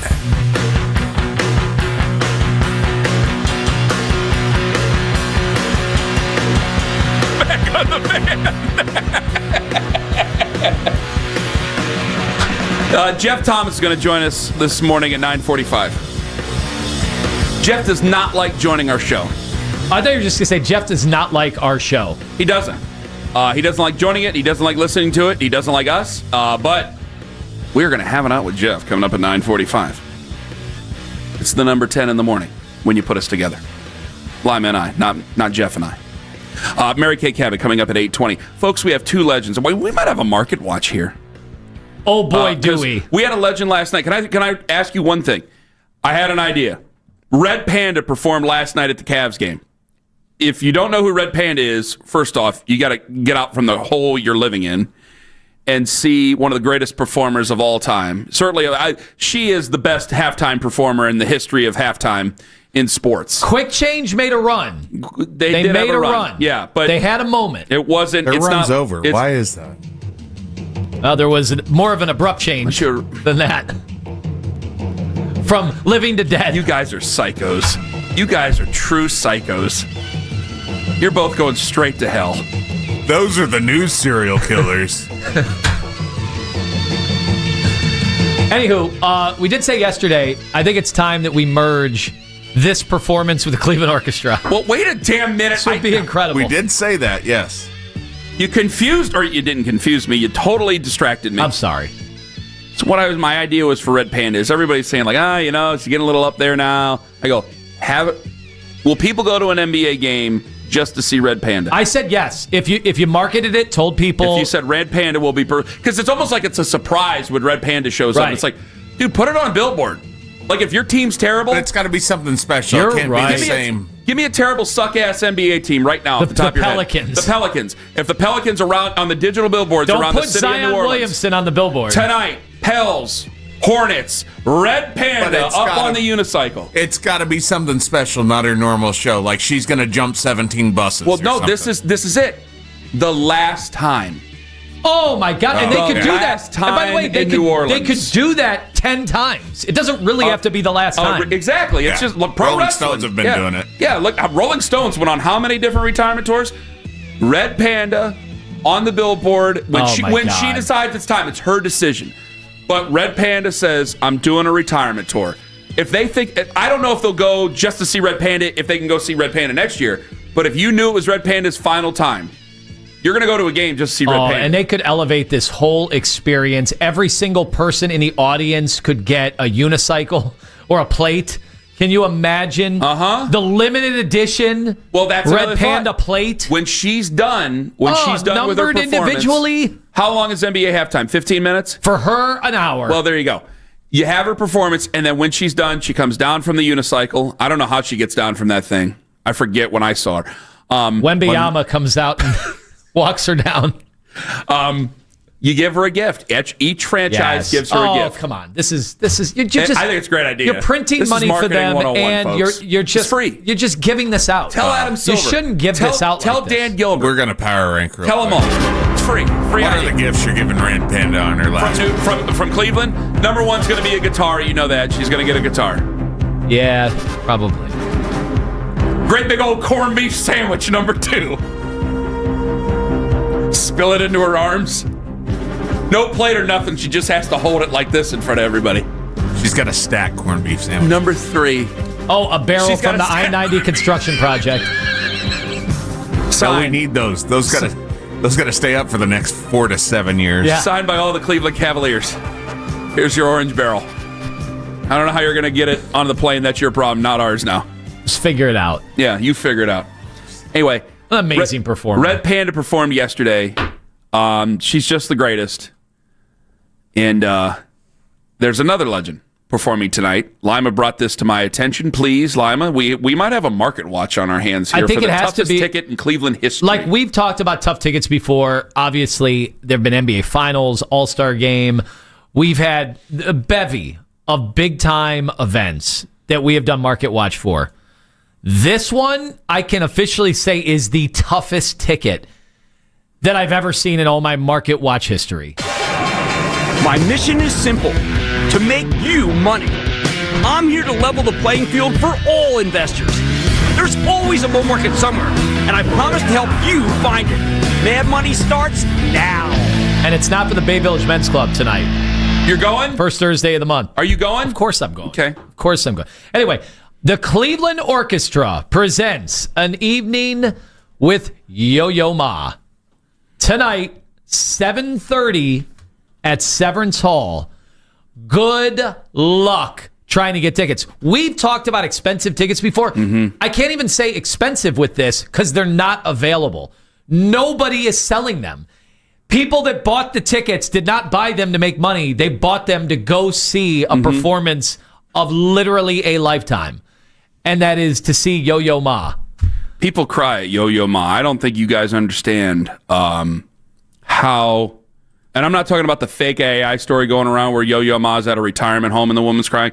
I mean, they really go to Yo-Yo Ma concerts and cry. Or wrestling with Stephen Hawking and Bill Gates. I can't name a single song that Yo-Yo Ma plays on the cello. Does it matter? I don't think it does. Could do the ABCs. This is, how much are the tickets are you seeing again? That's what I'm saying. They're only, so on one of the websites, the resale sites, you can only find one ticket. Okay, 2 tickets together. Okay. And it's $253, including fees. Each or both together? Each. And then the other one on another site, they have 3 sets of tickets, $261, $390, and $968. That's all that are available. Meaning, people that bought these tickets, they're going to the event. You could not pry those tickets away from these people. You could not offer, hey, here's $5,000. No, they don't care. No. They get the Yo-Yo Ma. That's the priceless part of this. Is there any way you would want to swing a ticket for Sarah, is what you're saying? Or would she not be interested in such things? If they just, I'll tell you, no, she would change plans to go to this. You know, she's a pianist, Kenny. Sarah plays the piano. Not a world-class pianist, but one time at our very first Christmas together at the in-laws, she just went over to the piano and started playing, and I got a little emotional. You're bleeping me. She had 10 years of lessons. Yeah. Sarah plays the piano? Yep. Why haven't you told me this before? We don't even own a piano. Well, now you got to get one. Do we? Yeah. Oh, you guys, this is going to make you guys, this is going to be a Hallmark movie. You guys got to get a piano. And then you guys are playing the piano together. Well, you're singing. You're the one who's got to you guys sing. You got to sing. You would have to do it. I didn't know she played the piano. Don't make me dance. And not wait for Christmas time in the Lima house. Things have changed dramatically. She can play this. We'll see how the copy I would goes hope on so. this. I would very much hope so. You guys could do All in the Family together. Oh, my God. Well, that kind of fits with father-in-law. What are you trying to say? There's a lot of the same opinions. Oh. He calls you Jughead all the time? Or? Meathead. I thought it was Meathead. Yeah. Oh, God. Well, to everybody who's definitely listening to Sports Talk Radio at 8:10 in the morning and then going to Yo-Yo Ma later on What would tonight, you pay? What would you pay for Yo-Yo Ma? Me? Nothing. Demos. I guarantee Demos is well-cultured. He would go. All right. You want to bring him up? Drive all the way to Green Bay for Yo-Yo. Here you go. Yeah. Demos, hello. Good morning. Are you going I know how to get tickets for Yo-Yo Ma. Tony, I sent you an Instagram message. I'll tell you how to get tickets. Congratulations on all your success. Wait, there's a back door into Yo-Yo Ma? Well, that's the... Yo-Yo Ma's back door is open? You know, as for all the erudite calls, no one's ever had an argument about my ego. That's for sure. But I'm just telling you that getting tickets to the Cleveland Orchestra is not as hard as it seems. But wow. I'm calling about the Cavs because I was there last night. I saw the Red Panda. I was so excited. I didn't know she was going to be there. Ken's right. Yeah. They should do some kind of promo for her because she comes out and the place goes crazy. And love her. They love her. Nobody goes up into the mezzanine. Nobody goes into the concourse. It's you sit there. No. All the VIPs go to the bar. The lower bowl's empty. It's too bad. They miss out. Wait, for this? She's probably going to the back afterwards and giving. She's a woman of the people. Oh, a VIP. I agree. VIP? But wait, performance. I'm actually calling. Wait, I'm the actually plates would calling. hit the ceiling in the suite. We're though. doing the music right now. You can't call for anything. I know. I'm calling.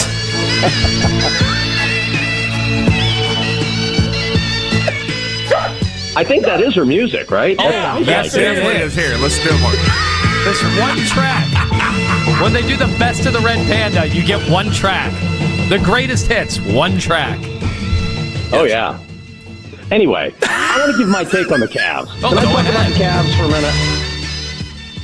Are you going to be able to? I don't know. I'm not in control of this, so don't you be cussing me out on the internet later. By the way, you can see us on YouTube Live. You can finally find out it's not us. It's not us. We are not hitting the buttons. Panda's got a mind of her own. Okay, look. For everybody. But back to reality here, okay? So.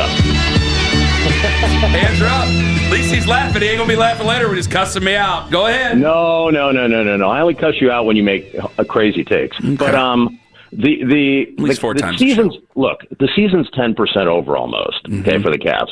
First time last night the Big Four were all in the same game, right? They looked fine. Garland looked rusty. But I want to talk a little bit about Larry Nance Jr., okay? Marginal skills, but boundless enthusiasm. Said the same thing about the great Red Panda. Said the same thing. Demos, we're out of time. Thank you, Demos. We're out of time. It's unfortunate. Turn it up. It's just a perfect performance. When it drops right there, that's it. Everything. When the beat drops, it's really good. You're right. And the thing is, when she actually does... She's up there doing the thing. Every 25th appearance where she might drop a plate, people assume that it's not her fault. There's something else malfunction. There must have been a wind current. Yes. It was not her fault. Have you heard Jason Lloyd's story of him throwing the bowls up to her? It's one of the best of all time. It's why I subscribe to The Athletic. Can he do one? Wow. Can he do it? It's falling. It's falling. This is hard. Ken almost had one for 5 seconds. I'm a 300-some-odd-pound American, man. This is... I could ride a unicycle. I like the simulated pedal push of the unicycle. Ken is saying they're going, it's actually surprisingly easier than you think. Trust me, like, there's been seasons, guys, I've watched more Red Panda on all 22 than I have the Browns, so I know what she's doing. Coming up at 9 o'clock, Danny Cunningham going to join us on the show. After this comes out, somebody is going to say the truth behind the Red Panda. This other individual, and it's one of those where they disguise the voice and everything. The secrets the Red Panda doesn't want you to know. Coming up next, Mary Kay Cabot. She's got some secrets. And she's going to spill the beans. Is Kevin coaching for his job? That's the bowls. You don't spill the bowls.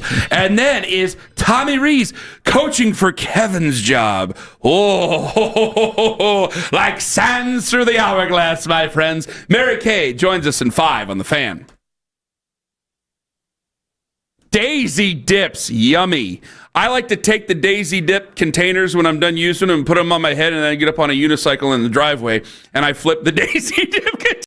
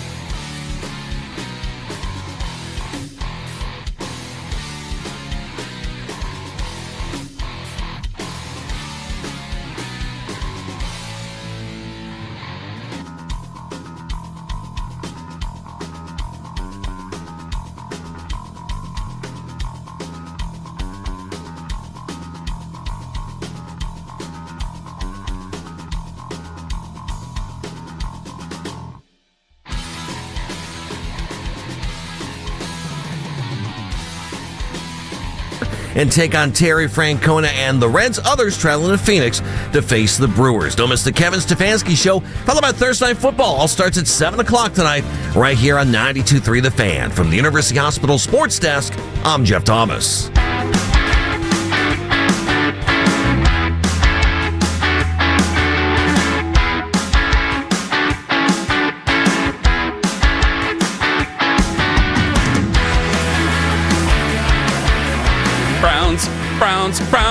Browns.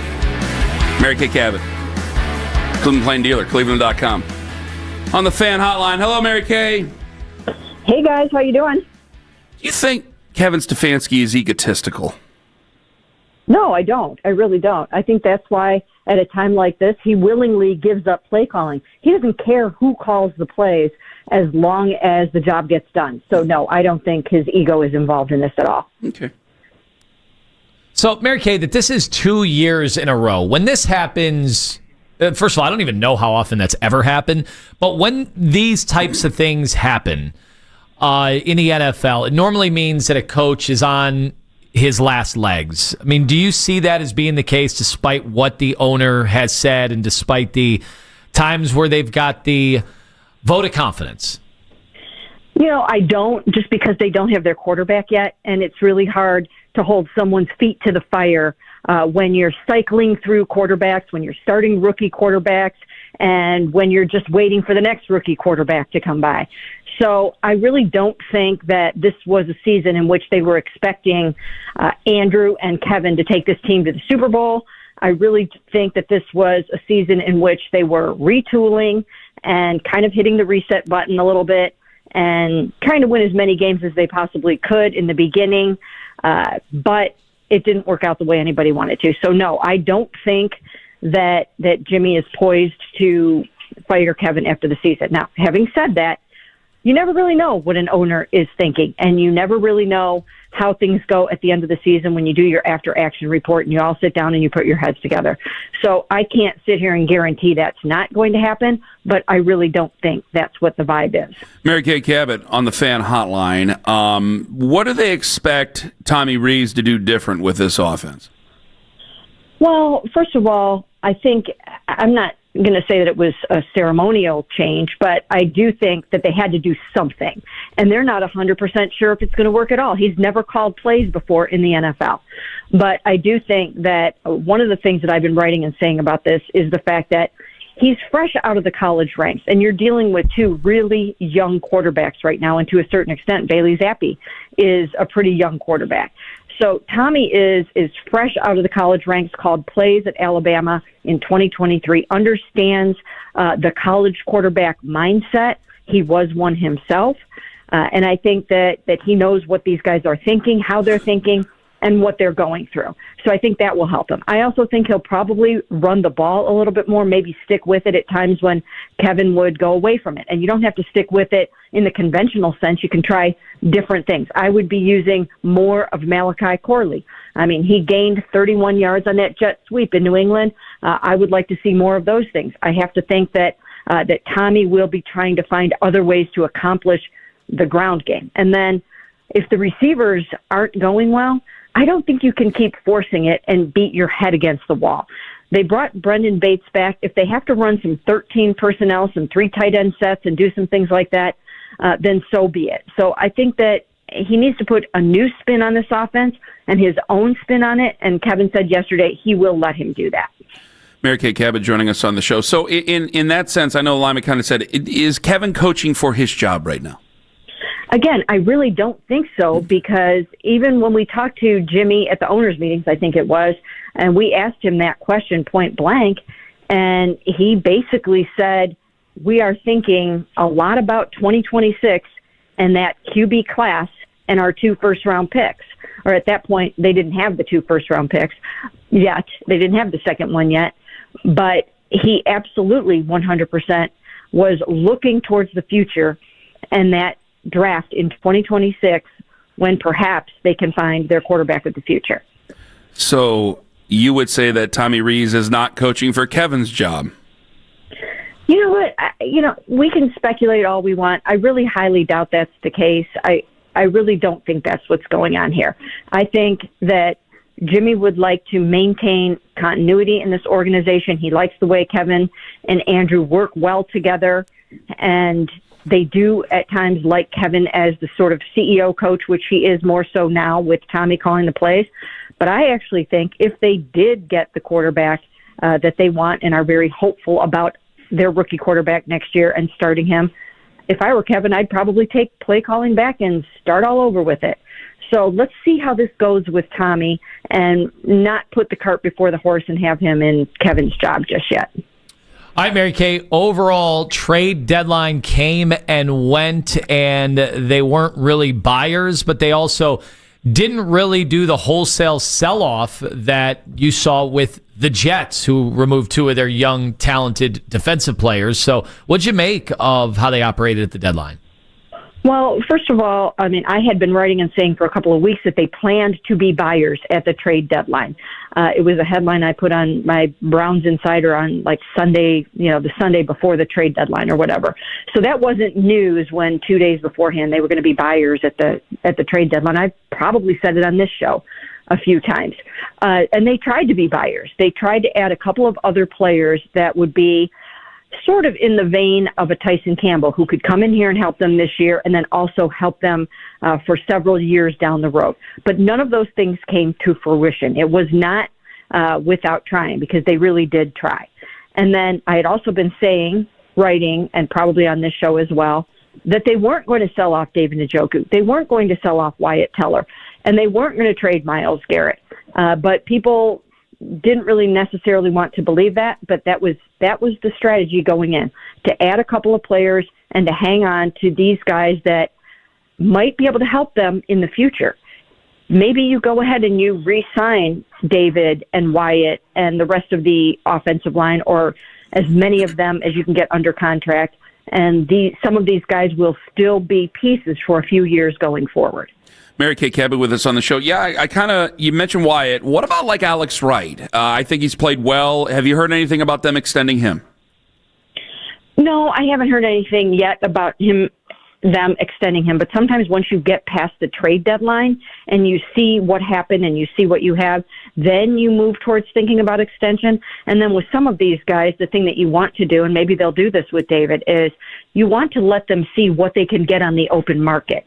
And once they see what their price is going to be, then they might be a little bit more motivated to sign with their existing team at a price that maybe they thought wasn't going to be enough. So sometimes that's part of the strategy.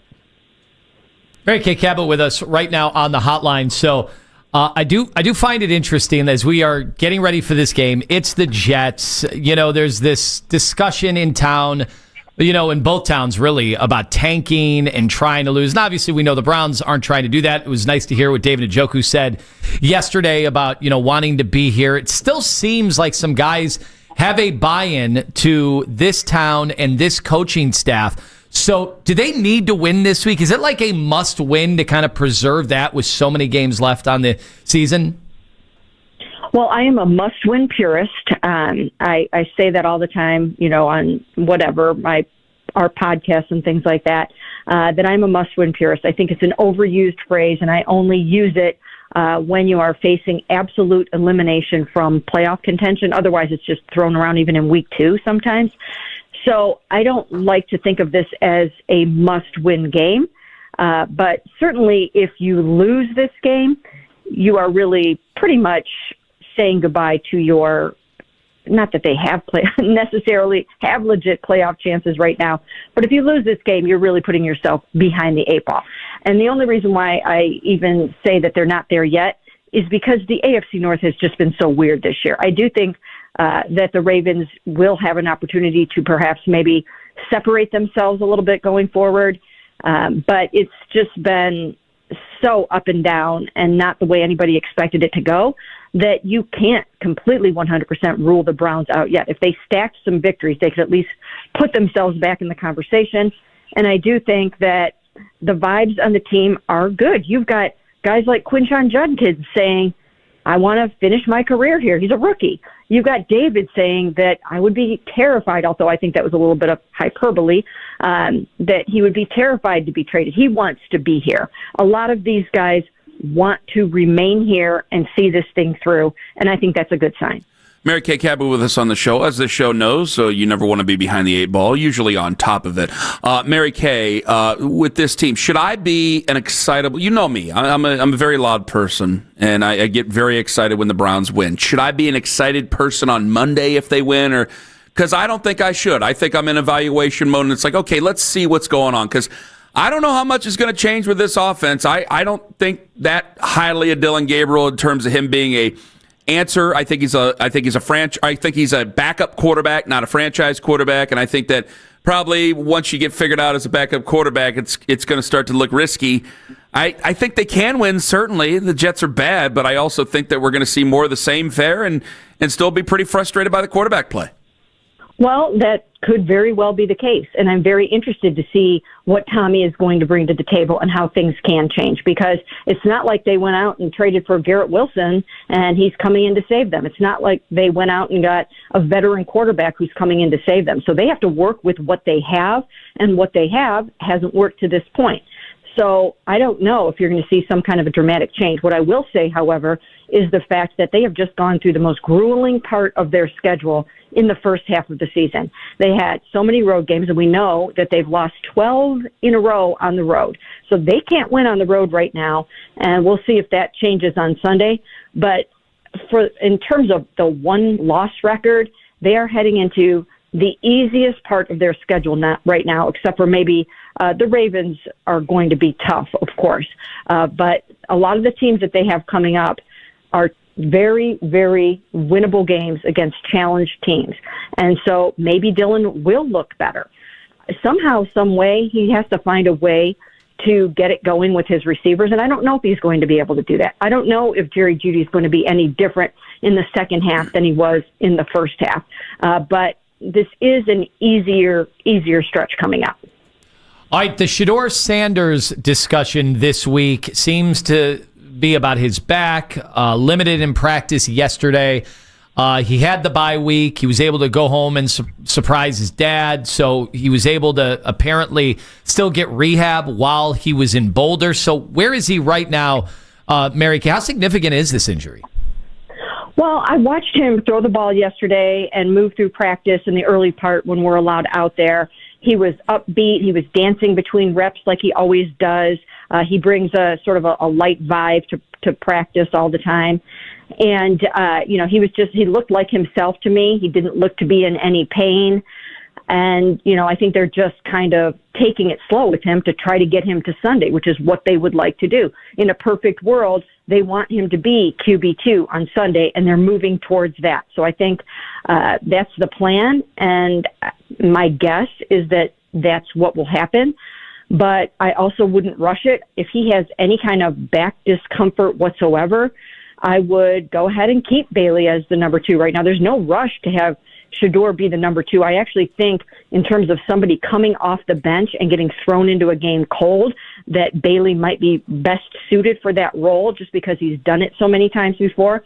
And when you see Shador play, you want him to be in sort of ideal conditions with a game plan designed for him. Well, and as anybody who has ever been able to put on performance dancing for their friends or their family, the type of back injury that you might have could, depending on what the dance is, could have a significant, outcome on that. What are you trying to say? What was the dancing? Was it Running Man? Was it choreographed? Watoopsy. What did we see? Now I'm participating. Yeah. They play great music during practice. They really do. So it keeps everybody going. No, it was not a dance that I necessarily recognized. He was just kind of moving a little bit the way that he does to stay loose and have a little bit of fun during practice. It was nothing. I don't even know if anybody else would notice it. I just so happened to be watching him a little bit. Oh, you're on it, Mary Kay. No, Mary Kay's on it. She knows. Well, you know what? The funny thing is we are not allowed to even film the quarterbacks in these early drills handing off to running backs or throwing routes in individual drills. Like, we're not allowed to film a 5-yard out. We're not allowed to do that anymore. The only thing that we could film of Shador would be like him going through some warm-ups with the other quarterbacks. So, I mean, it's they really put the handcuffs on us this year. Well, they can't. Yeah, Mary Kay, they can't give away state secrets. Meanwhile, down in Independence, Kenny Atkinson allows you to film the entire practice and actually participate in the practice. He actually tells you the inbounds plays and sees if you can run them. So it's a little bit different strategy. It is a different strategy. So I'm not able to film the dancing. It may have captured a little bit of it one day. I'll go back onto in my phone and see if I can find some. But it's I don't want you to get in trouble, Mary Kay. I do not need you to get stripped of your credentials for sharing the dancing. Oh no, I would not do that. I know the rules, and I am a rules follower. Believe it or not, I am. And so no, I wouldn't do that. I'm allowed to film the dancing if it happens in between some warm-up reps, not between throwing a 10-yard out to a tight end or whatever. I'm watching video of the Charleston right now. Not making that up. Go ahead, take a gander there, Tone. There it is. Boom. All right. Mary Kay, thank you very much for the time. If we have any more questions about the dancing, can we reach out to you? Sure, just go ahead and text me. Have you ever seen Yo-Yo Ma in concert? I have not, but I heard you guys talking about this earlier, Yeah. and there's a little known fact about me that you guys and your listeners will not care about one iota. That's fine. But I played 10 years of classical piano. Franz Liszt, Beethoven. Whoa! Congratulations on all your success. Are you kidding me? No, that is absolutely the truth. In fact, my piano teacher took her lessons from a student of Franz Liszt. She was a Hungarian woman in Lakewood, Ohio, and I took 10 years. I played 10 years of classical piano. We learn something new every day. I didn't learn to play any musical instruments. I had a harmonica, but that was it. I knew you wouldn't care about that, and neither. I do care. Will your listeners? Why wouldn't I care? I cared that Lima's wife plays piano, and we don't even get along. Why wouldn't I care if you played piano? I care.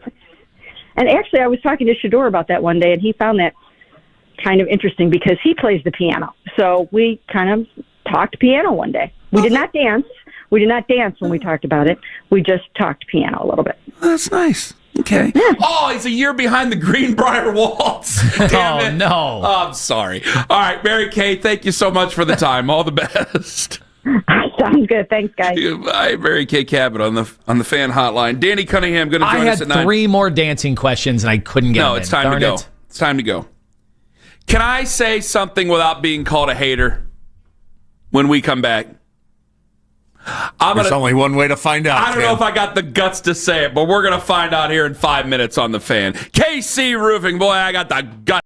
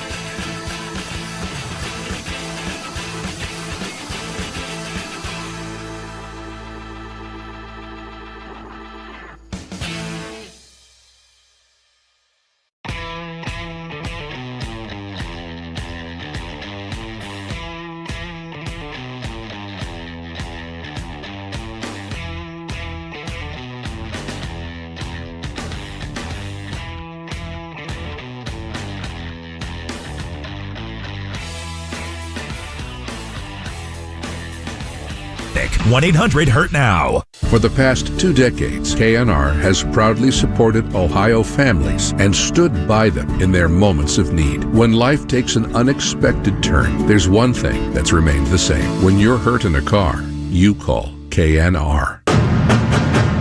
Ryan Day and the Buckeyes passed the test against Penn State, and the college football playoff rankings are out. Debate it all on Cleveland Sports Radio. 92.3 The Fan.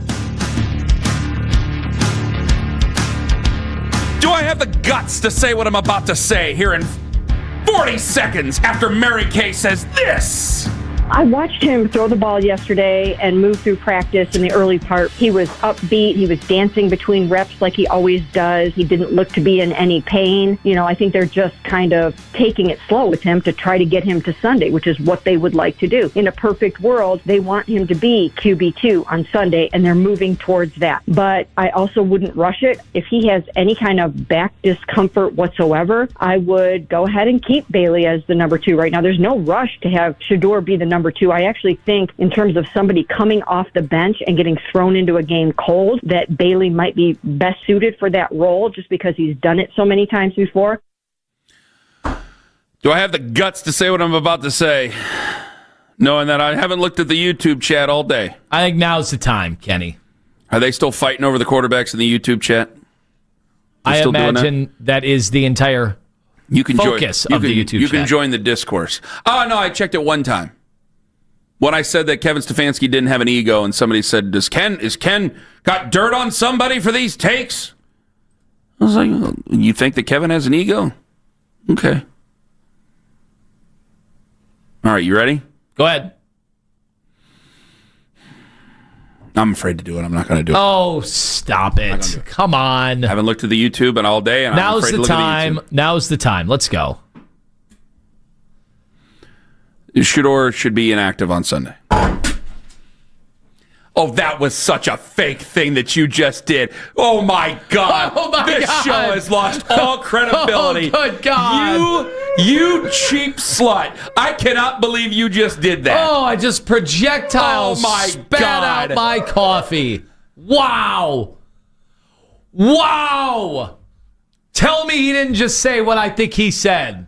Now it's all over the new background. Oh, no, now we got to... Oh, my God. Keith is going to be so mad at you. That's coffee, you idiot. Oh, no. Oh, my God. Our dry cleaning bill is going through the roof. Keith is going to kill you. I mean, mid-gulp, Kenny hits us with that. Keith is going to kill you. What else am I to do? His whole thing was about keeping that background clean, and you just spit coffee on that background. Coffee, particularly. Oh, my God, you ass. He is going to kill you. How do we wash that? You don't. Oh, no. It's just all over now. Close the studio now. Well, if Kenny's going to say these audacious things. It's coffee. Mitch, for whatever reason, tried to look like he was going to see it. It's tucked here in the corner, Mitch. What about magic eraser? It's coffee splatter. It looks like blood splatter in Jeffrey Dahmer's apartment in Milwaukee. Well, now the only thing to do is, for me to even it out, get more coffee in my mouth and have Ken say the most ridiculous things. Then I'll splatter the entire background. This looks like a Gallagher performance here. He's going to be pissed at you, man.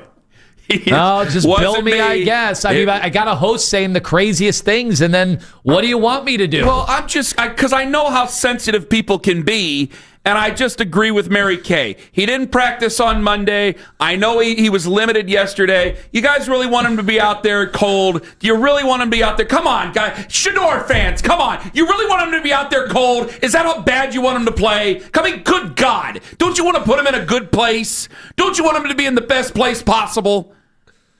Come on. Believe me on this. You want him to go out there? Maybe his back's banged up. Just put Bailey Zappi in if things go to hell on Sunday. They very well could go to hell. We'll talk about it next week against the Ravens, maybe with Shador. Is that such a terrible thing to say? Am I a hater? Am I a hater if I say that, even though I like the guy? Is that so wrong, Cleveland? Is that so wrong, Shador? I think Browns fans are like, yeah, I mean, what the hell? But I think the Shador fans are, I'm getting ready for it. I can't imagine what the YouTube feed says. I just thought that I cannot believe some of the coffee would spit take. I thought some of the coffee would go away by now, and it hasn't. It's still there. It's coffee. So now it's not going anywhere, is it? It's coffee. Oh, my God, he's going to kill you. Maybe he won't notice. Shador's in a safer situation than Anthony's going to be about 8:55. Might I get written up for this? You might. This studio is his baby. It's his second child. Babies also spill stuff sometimes. Oh, my God. Keith is going to murder you right here live on the air. This is unbelievable. How many times do grown men spit things all over babies? I thought the background was pet-proof, child-proof, spill-proof, spit-proof. No, it's not Karistan month in the studio right now. Tell him where to go. Tell him, come on. Floors with a Z. There you Locations go. all over Northeast Ohio. Ike in Cleveland. Hello. Hey, good morning, guys. What's going on? Hi, Ike. Be gentle with me. So, I do agree he should be inactive this Sunday. Yes.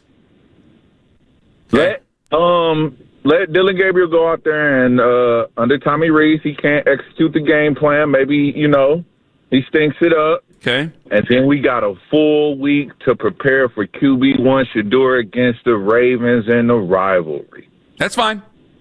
It's fine by me, Ike. That's perfectly fine by me. As long as he's healthy. If he's not healthy, then I don't want to force him out there. That's why you keep him out one more week inactive. Yeah. Let him get fully healthy. Let him see what Tommy Rees would call for, in that situation. Mm-hmm. I agree. Ike, thank you very much for this. See, thank you. There. See, that's common sense. But do you want good man, Ike? Do you want him to debut against Baltimore? It's an NFL football game, guys. He's got to debut at some point. They're all tough opponents. The Ravens. They're all tough opponents. Does that feel like a good spot? I want to hear from Shador fans. I mean, you tell me. Defense, they want to fire Zach Orr halfway through the year. That defense ain't that great.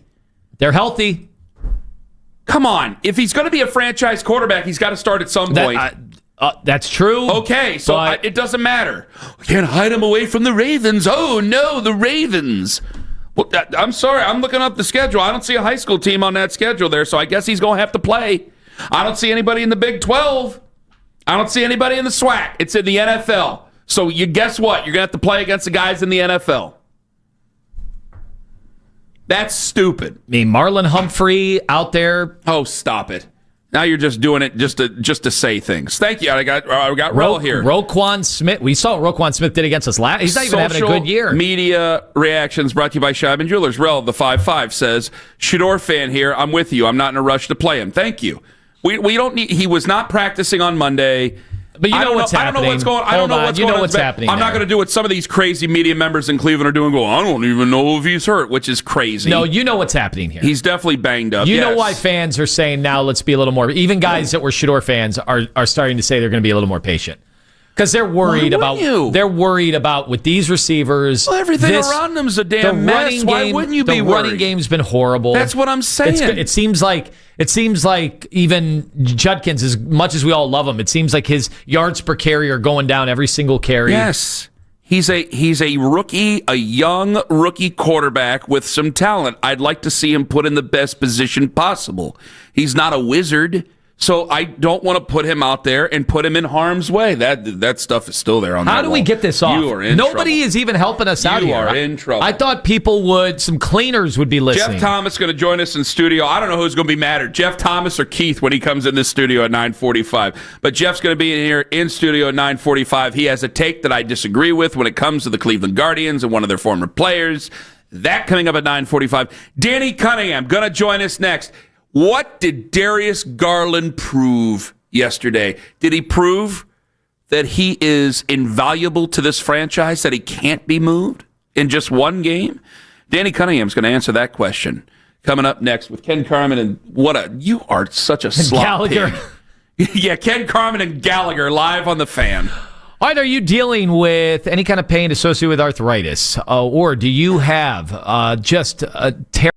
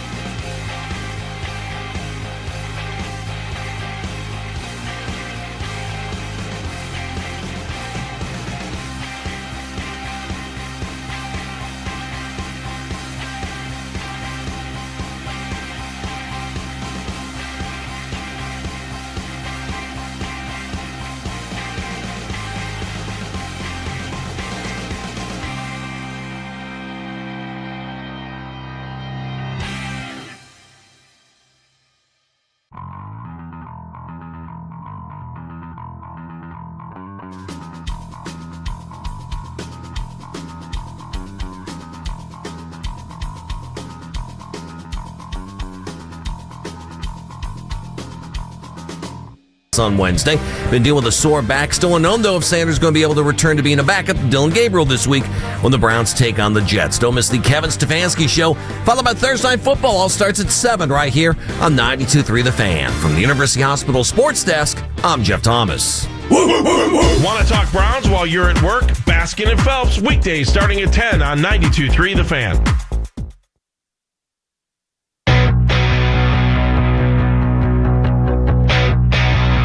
Did Darius Garland prove he was indispensable just last night against the Philadelphia 76ers? Danny Cunningham answers that questions and more in just a moment. But first, looking for a winner, enter the code word KNOCK. KNOCK at 923thefan.com before 10 a.m. Your chance to win a pair of tickets to OAR 3 Decades Tour with Gavin DeGraw and KT Tunsil. Friday, September 11th at Blossom Music Center. Tickets go on sale Friday, November 7th. LiveNation.com, all from Live Nation and The Fan. I pronounce it Canuck. You need to knock it off when you do a spit take in studio. Like sea caucus? Hey, man, I call it sea caucus. I'm sorry. I did not realize it was Secaucus. And you know what? I'm not changing.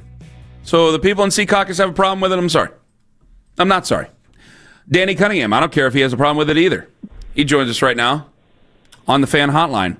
He's from the Locked On Cavs. You can say words however you want, Ken.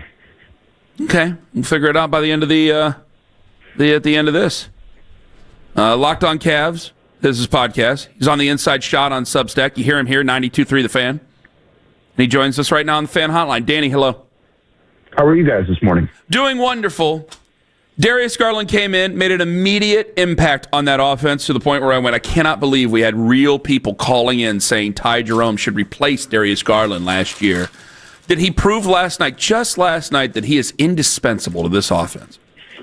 Yeah, and I think if you've been watching the Cavs for years, you knew this. And even if you just want to go back to last year with Kenny Atkinson as head coach, like the Cavs were a much better offense last year when Darius was on the floor versus when Darius was off the floor. Now, they were still a good offense last year with Darius not on the floor, certainly much better than they've been so far this year without Darius Garland, where they entered the game last night 26th in offensive rating and then had an offensive rating of 157 in the first quarter in his first 7 minutes back. So I don't know that it's necessarily always going to be that drastic, but I think if you've been watching the Cavs, you knew this is just so it's almost as if last night just sort of serves as confirmation bias. Yeah, the Cavs offensively are really, really good where Darius Garland is on the floor. They were trying to figure out a bunch of things when he was not on the floor. He comes back, and it's not coincidental that they look so much better with the basketball. So where it gets interesting for me, Danny, is last night looked like the old Cavs. It looked like last year's regular season Cavs, I should add. The ball was flowing. It was, hitting everybody where it needed to. You could pick who was open on every play. It was also obviously the third game in 4 nights, almost a scheduled loss for Philadelphia. But with that said, I thought Evan Mobley looked as relaxed as I've seen him all year. And maybe do we just have to come to grips with, as it's constituted right now at this stage of his career, this is going to be the type of offense, this is going to be the type of usage he needs to have? So I'm not sure if the type of usage he needs to have is necessarily something that we can relate on from last night. But what I really noticed was, look how the floor looked when Evan Mobley was catching the basketball versus what it had been in the first 7 games of the season. It felt like so often during the first 2 weeks that when Evan would catch the basketball, no one else on his team was moving, right? And the defense was able to gear up to defend him pretty set. Where last night, when he was catching the basketball, whether Garland was on the floor or not, because I do think Garland's energy was pretty infectious for the Cavs, whether Darius was on the floor or not, the Cavs were moving and the defense wasn't set. And I think that is such a huge advantage for somebody in Evan Mobley who's not great at just being able to put the ball on the floor and get by guys whenever he wants. He can do it occasionally, but that's not the strong suit of his game. And I think that is such a big factor for him to be able to go against defenses that aren't set, to be able to catch the basketball when he's already in motion. I think those are things that are huge boosts to who he is as an offensive player. And without Garland available for the first 7 games, it felt like those things became too much of a rarity. And I look at that as the biggest reason why the offense was struggling. And listen, when the postseason arrives, they need to be able to go to some isolation, and they need somebody else other than Donovan Mitchell that can do it and get buckets. And I think that Evan going through that experience for the first 7 games, and let's also be real, Darius Garland probably going to miss another game at least between now and the end of the season. And Evan Mobley will have more opportunities to operate in that space offensively. But I think the Cavs are always going to be at their best when their offense looks the way it does last night, and that includes how Evan Mobley played. All right, Danny Cunningham joined us. So let's talk about Donovan Mitchell, where he is just every time out, it seems like he's getting better and better and better. And now, I mean, his numbers are on another planet. It's the highest efficiency by far that he's ever had. He's shooting the three at an insane clip. So they've also needed it. I mean, with these crazy rotations, they've needed it. I mean, how many losses would they have this year if he just shot, his average, let alone if he was having a slump to start the season? So is there a chance that he's getting better, or is this all going to just regress back to the mean?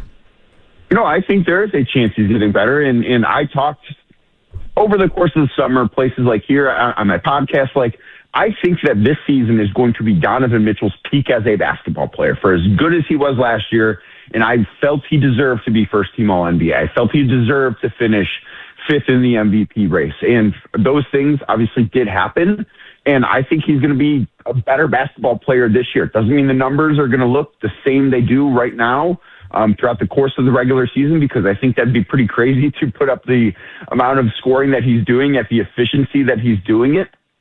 But I don't see a reason why we should have expected Donovan Mitchell to slow down before he reaches 30 years of age. I just think that was always going to be something that when he gets to that point as a guard that's not super big, right? I think the small guard stuff is a little overrated because he does have such a long wingspan and he can kind of hold up on the defensive end of the floor. But I do think that it was silly to think that he's going to start slowing down yet. At some point, that's going to happen, and the Cavs need to be prepared for that. But I didn't think that there was any chance that this year was going to be the year. I always thought this year was going to be maybe the last one where he's still on an upward trajectory, and I think this is when he hits his peak. We got Danny Cunningham joining us on the show. What separates Kenny Atkinson from some of the other coaches that you've been around when it comes to the Cleveland Cavaliers? Because, Lima made a comparison between him and Kevin Stefanski earlier today, and it's Kenny just tells you everything you want to know, and he has no problem doing it. And I'm going, well, his team gave up 3 first-rounders for a really good player. Our team gave up 3 first-rounders for not another good player, So it's well, what are you going to do? But what do you see when it comes to Kenny in comparison to the other Cavs coaches before? Because I think we're still in a honeymoon period. Now, are you asking him as a coach or him how he deals with the media? Because I think those a little are bit of everything. Things. He has no problem coming in after a game and being I lit him up at halftime. I yelled at all of them at halftime and challenged them as men. It's oh boy, some guys can take that the wrong way, and he has no problem. And by the way, it takes good, strong leadership from Donovan Mitchell to be able to do that. Don't get me wrong, that takes a lot of respect. But there's definitely some teams in the NBA is and they're losers, but you get what I'm saying. Well, and I also think, too, from a coach's perspective, it takes a real amount of caring and a real, you have to feel a certain way about your guys in the locker room. And Kenny does and did last year, too. When you are able to, as he said last night, rip guys at halftime because of a very poor second quarter that they played, you have to have their backs on everything publicly. And Kenny will do that. And Kenny will fight for them with officials. Kenny is somebody that is always going to have so much respect and love and cherish his players. And I think that buys him the respect from the players that he can go in and say, hey, this is not even close to our standard, the way that he did last night at halftime. I think he's allowed to do those things because of the relationship that he has built up with those players. And I think that's a very, very important thing. And you're right, the player leadership matters there too, because this is more than any other league, a player-led league. And if things go bad with player leadership, the coach can lose the locker room in this league, maybe faster than any other league. As far as the way that he deals with us, I've never been around a coach that's more open than Kenny Atkinson. I think it's incredibly refreshing. I sit here and when Kevin Stefanski has a press conference, and I have long been a Kevin Stefanski supporter, but I'll listen to it on the station, and it's just he doesn't say anything ever. And, I can ask Kenny Atkinson a question about anything Cavs related, and he'll talk about it for 3 minutes and actually say things, because there are also guys that will talk for 3 minutes, and then you go back and read the transcript and say, he didn't say a word. But Kenny Atkinson is about as open as it comes. It's incredibly refreshing. He has been, and I've covered a lot of head coaches in the NBA, he has been my favorite basketball coach to cover, and I don't think it's particularly close. All right, Lonzo Ball is getting a lot of reaction and his first games as a Cleveland Cavalier because you can see he's like 5 steps ahead when surveying the court, his unselfishness, the passing. It's all been amazing. Also, he just has an innate kind of winning ability to chase down loose balls, create some havoc when necessary defensively. With all that said, Danny, I mean, he can't shoot right now, and he looks like a total offensive liability when it comes to actually scoring. So how does that translate to the playoffs where is he going to be able to space the floor if he's shooting it this poorly? So I would give him time on the shooting. I think it's fair to remember how much time he missed, not just over the past 4 years with the knee injury, but even with the wrist injury too. Like, I do think that part of his game is still a little bit rusty. But even if the shot is not where it needs to be, which it can't be what it is right now, right? Like, I think we can all agree there, and I don't think anyone expects it. Certainly, it's as bad as any start. It's as bad as anybody getting his minutes in the NBA right now. Yeah, I just don't think internally anyone expects that it's going to stay that way. But the thing that is different about Lonzo than everybody else that's a poor shooter is the amount of pressure that he can put on a defense with the basketball in his hands, even if he's not the biggest threat from beyond the arc. And he does it in different ways. You see it in transition, like the pass that he threw to a cutting Jared Allen last night in transition. There are very, very few guys in basketball that can make that play. And for as good of a passer as Darius Garland is, and I think he's an elite level passer, Lonzo Ball's on that same level, but it looks different with him than it does with any other guard that I can think of in basketball. He's going to take some risks, but last night he went 0-3 from deep. He didn't score a point. He had 8 assists and 1 turnover on the night. Like, you will take that with that sort of offensive output. Yeah, you'd like to see him make shots, and that's going to be an important thing down the road. But the way that he makes just winning play after winning play, I think is a really valuable piece to this team on both ends of the floor too, which is a very important thing when we talk about playoff basketball. So the shot will come around, but everything else he provides on both ends, it's such winning basketball if you watch closely. Danny Cunningham joining us here on the show. I heard you say something to Matt Fontana yesterday, and I really enjoyed it, where you said, well, you can't tell me to see me in the playoffs and then complain about the process. Can you explain yourself a little bit there? I loved it, but continue. Well, so after the season last year, so many people, and Donovan Mitchell was guilty of saying this too, sitting up at the podium after they lost to the Pacers, that no one was going to care about the regular season, and it's going to be a wake me up in April thing. And if that's how you want to be a fan of this team, you have every right to be a fan of this team in that way. You can say, you know what, the regular season doesn't matter. They've won 64 games last year, 48 the year before that, 51 the year before that, and they haven't been out of the second round yet. Totally understand that. But you also then, I don't think, get to be upset with the process when you say, I just care about the playoffs, because they've been trying new things throughout the regular season so far. Evan Mobley's role offensively has looked so much different. There have been growing pains that they've admitted to expecting to have early on in the season, and there's a section of the fan base, I think, that sort of freaked out after the team lost to the New York Knicks on opening night, despite the fact they didn't have Darius Garland, they didn't have DeAndre Hunter. There's a section of the fan base that was very upset after they lost to the Toronto Raptors last Friday, despite the fact they were without 5 of their top 8 rotation players. And I just think that this is a thing that if you care about every single regular season game, and if you watch them all, and if you care about the process, are there things to be a little bit concerned about with this team right now? I think so. I think the rebounding is an issue that Darius Garland ain't going to fix that. But that is the thing that needs to be cleaned up that has not looked good enough in the first 8 games of the season.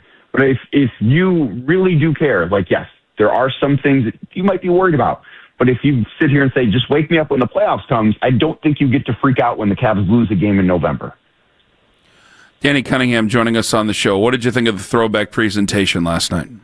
Oh, my gosh, it was so good. I mean, and part of it is I'm biased because that's the look I grew up with. And when teams go back to like a throwback stuff, it's you always love it the most when it's the good old days for you, which tends to be like high school and middle school, which is where I was when the Cavs were wearing these uniforms. But the Cavs don't do anything like this halfway. Like, if they're going to do something, they're going to go all in. The intro video where they recreated what the pregame video was in 2009 with some of the current players mixed in with some of the players that were on that team was fantastic. The floor looked so good. It just felt right watching the Cavs in those uniforms. And, I don't know if I'm in the minority here, but I do like what the Cavs' current look is. I think the minimalistic aspect of it works. But for an organization that I think has had 9 core looks in the 60-ish years that it's been around, I think that if they ever go back to something from the past, this is, to me, the best era aesthetically that they've ever had. And if they ever want to change from what they have right now, I think that's the era they should go back to. Danny, we thank you so much for the time. Blessings to you and your wife, and we'll talk to you again soon. Thanks for having me, guys. Danny's a newlywed. That's why I said it. He was on the fan hotline. Yeah, I'll tell you this. Now, I'm an orange and blue Cavs fan. Tonight's the night the orange and blue deliver. I mean, we've talked about it. But I was like, that's nice. I'm glad you guys get a thing to look back on.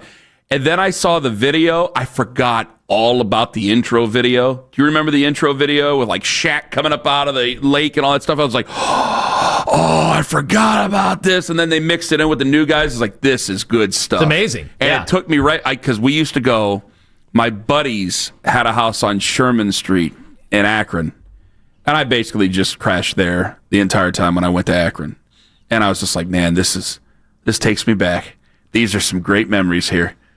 It was right there, all over 437 Sherman, brother, all over again. Well, we used to look forward every year to those intro videos, and they just got so good at them that you take them for granted. But every year there would be like a new technological breakthrough, and it was because it was Dan Gilbert's team. He was always at the forefront of that stuff. And then you remember the first time they did the floor with the laser show on the floor. laser show. And now they're doing drones over the arena. Yeah. Like, the Cavs are always, when it comes to entertainment, and this is not even counting the amazing basketball team they have.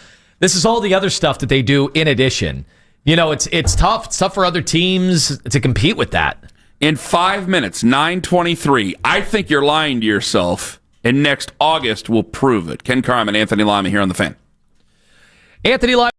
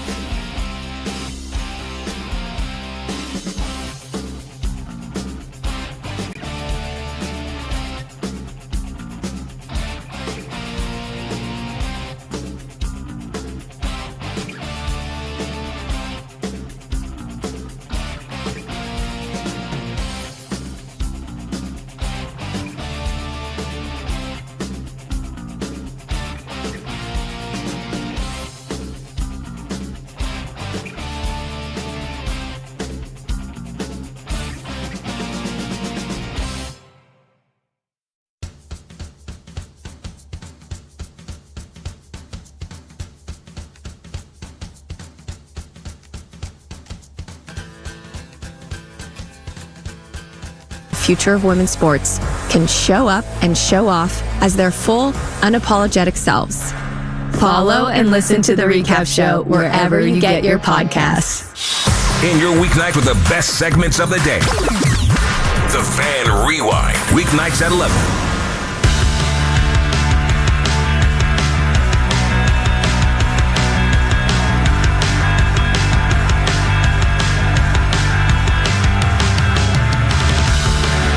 Roger T. Ken, maybe the Browns weren't sellers at the deadline because they're in their Super Bowl window. Okay. All right, if people are just going to use that gonna be to cheap, denigrate, come on. I'm trying to have a little fun here. Hey, man, I've had opinions. I've had thoughts. They haven't gone over well. I understand that. I had a quick thought. I know we're getting out of the Cavs thing with damn it. Cunningham. I just remembered what I wanted to update with Owen during the break, and now I can't do it because we're live on the air. I'll text you. Go ahead. Donovan Mitchell, like, if you look at the numbers this year, he already had his best season as an NBA player last year. And Danny Cunningham said he thinks this could be peak. Mm-hmm. Donovan Mitchell, and the other side of that is obviously what happens after your peak. Well, when you come down Apex Mountain. Yeah, you want to maintain your peak as much as possible. He doesn't seem like there's any sign of slowing down or anything like that. And it's been such a fantastic start to the year. But he is one of the unique players in the league because I look at him as an MVP candidate, all NBA first team last year. He's been on now multiple teams that have had a 1 seed going into the playoffs. Mm-hmm. Normally, guys like that, they are treated a different way, both on their way up and also when they fail in the postseason. He is not getting the pub of a top 5 player in the league, which is what he was last year if you go by all NBA. Mm-hmm. He doesn't get that recognition.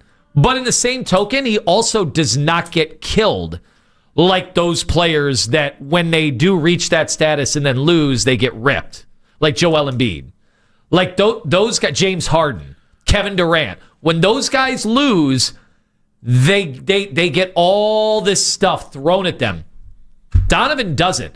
So if anybody's out there going, oh, Donovan is underrated, I agree, but there's a good and bad in that. The good is that he doesn't get all the negativity that all these other players do in the NBA when they fail. When inside the NBA goes all in and they make fun of those guys when they lose. He doesn't get that. Well, they kind of did that for a minute with Donovan. Like after the first playoff run, and then it failed, and then they were kind of wondering about how good he really was. I got to get the timeline right. When he was in Utah. Like that, they kind of did a little bit with Donovan, and then he's just kind of... I just think that people see what he's done to elevate the Cleveland Cavaliers. But I think overall, is it not the ultimate disrespect, though, that they don't even take the Cavs seriously in the postseason? Is that what's more disrespectful? To be a guy who has reached the mountaintop. Now, Embiid's never played in the finals. No. But Kevin Durant, Harden has played in the finals. To be a guy who's reached the mountaintop, Durant's at least won it. Then to have to come down the other side and have people rip you, or somebody you're not even taken seriously in the first place. Like, at least Kevin Durant's like, yeah, I've elevated teams. I've elevated teams. They needed me. They got beat. The most historical comeback ever against the greatest player of the generation, and arguably all time. They needed me. Like, Kevin Durant don't care about nothing. He don't care about me saying this, but he could always make that argument if he cared enough to do it. For Donovan, I got to tell you the other side. I think that Donovan's probably taking it as an ultimate disrespect that they don't even look at them as a real serious threat coming out of the East. So I got to disagree with you on that. Well, so I think that it probably consumes him. Well, that's what I wonder. I do wonder because they don't take the cheap shots at him that, like, say, Chris Paul has gotten over time. It's just the way it works in the NBA. It's why some people have been upset with the coverage of the league. It's like the people that love the sport the most also kill the guys the most. Donovan has kind of been unscathed throughout a lot of that. That's true. And it is interesting because, like, last night, I really do believe last night is going to be a sign of things to come. It's why we weren't shaking or crying with the start of the year and those losses that they had. No. Because we knew they are going to drill teams. They're going to abuse these teams in the Eastern Conference. And, the Western matchups will be the fun ones to really sink your teeth into. But these teams in the East, they cannot compete with the level of talent that the Cavs have and the depth that the Cavs have. But again, when you bring up Chris Paul, I don't mean to be ticky-tack with you here. Actually, I do. When you bring up Chris Paul, it's like Chris Paul, they traded for him in places because it was like, okay, this is going to be the guy that puts us over the top. And America expected it to be, okay, here's your piece to get you over the top. And I don't think that they think of him that way in the NBA now. I don't think they think of Donovan that way. And Donovan would tell you, which is crazy if you look at his production, look at his numbers, look at his accolades. I understand that, and it is absolutely disrespectful. But Donovan said it himself last year at the end of that series against Indiana. We can do whatever we want to in the regular season. You're not going to care, and it's true. Every time, you guys are going to be annoyed when we bring on Termini and we bring on other guys who are national guys. They're going to kind of poo-poo us a little bit until we prove it. And I don't know what we can do during the regular season to prove it, because I thought last year we were doing everything we could during the regular season to prove it. Like when you win 17 in a row and you got the people on the TV shows, which, by the way, the NBA on Peacock is already way, way, way, way better than anything ESPN had on before Inside the NBA. I'm going to tell you that right now. Is it? I haven't really been able to see it. I know that this show doesn't have a great relationship with Brian Scalabrine because he never wakes up on time and always stiffs us. He blew us off a bunch. But he's very, very, very, very, very, very, very good on that show. Very good on that show. Fanta, obviously, I mean, it goes without saying. We love John Fanta. I'd carry him as a baby if I could. But it's a fantastic show. But remember, when you had the punditry going on last year, and it was, well, I think the Cavs are the toughest team in the East. I think the Cavs are the ones that Boston's got to be worried about. They can beat Boston. And then you go and you lose in the second round to Indiana. Nope. People don't like to be fooled again. Well, I do think there was one thing. There was one way to get people to talk differently, and I don't think this one way is looking that good, but it's still very early, as Danny alluded to. It's that Evan Mobley needed to look like the unicorn takeover guy. If he looked like that, people would be like, whoa. Whoa, that would stop people in their tracks and go, nobody can guard this. Well, we haven't really seen a lot of evidence that that's going to be him. I don't know when I'm going to reach that point. But it's already down the hallway at the back end of my head going, maybe he's just not that good. Not like he's not that guy, like he's not a 1%er. I think he's capable of it. But I've never seen a situation, going on 5 years now, I've never seen a situation where Evan said, and maybe I'm wrong, maybe you or Danny or Justin or Carter or any of the guys who really cover the Cavs, maybe you can prove me wrong. Greg Schwartz, maybe he can. I've never seen him say, F it, I'm the best player on the court, and I'm going to take over. Donovan was doing that when he was a kid. He was doing that when he was just a pup. We're 5 years in with Evan. I got to see it. It would make me so much more confident for the future in the postseason if he was able to do it.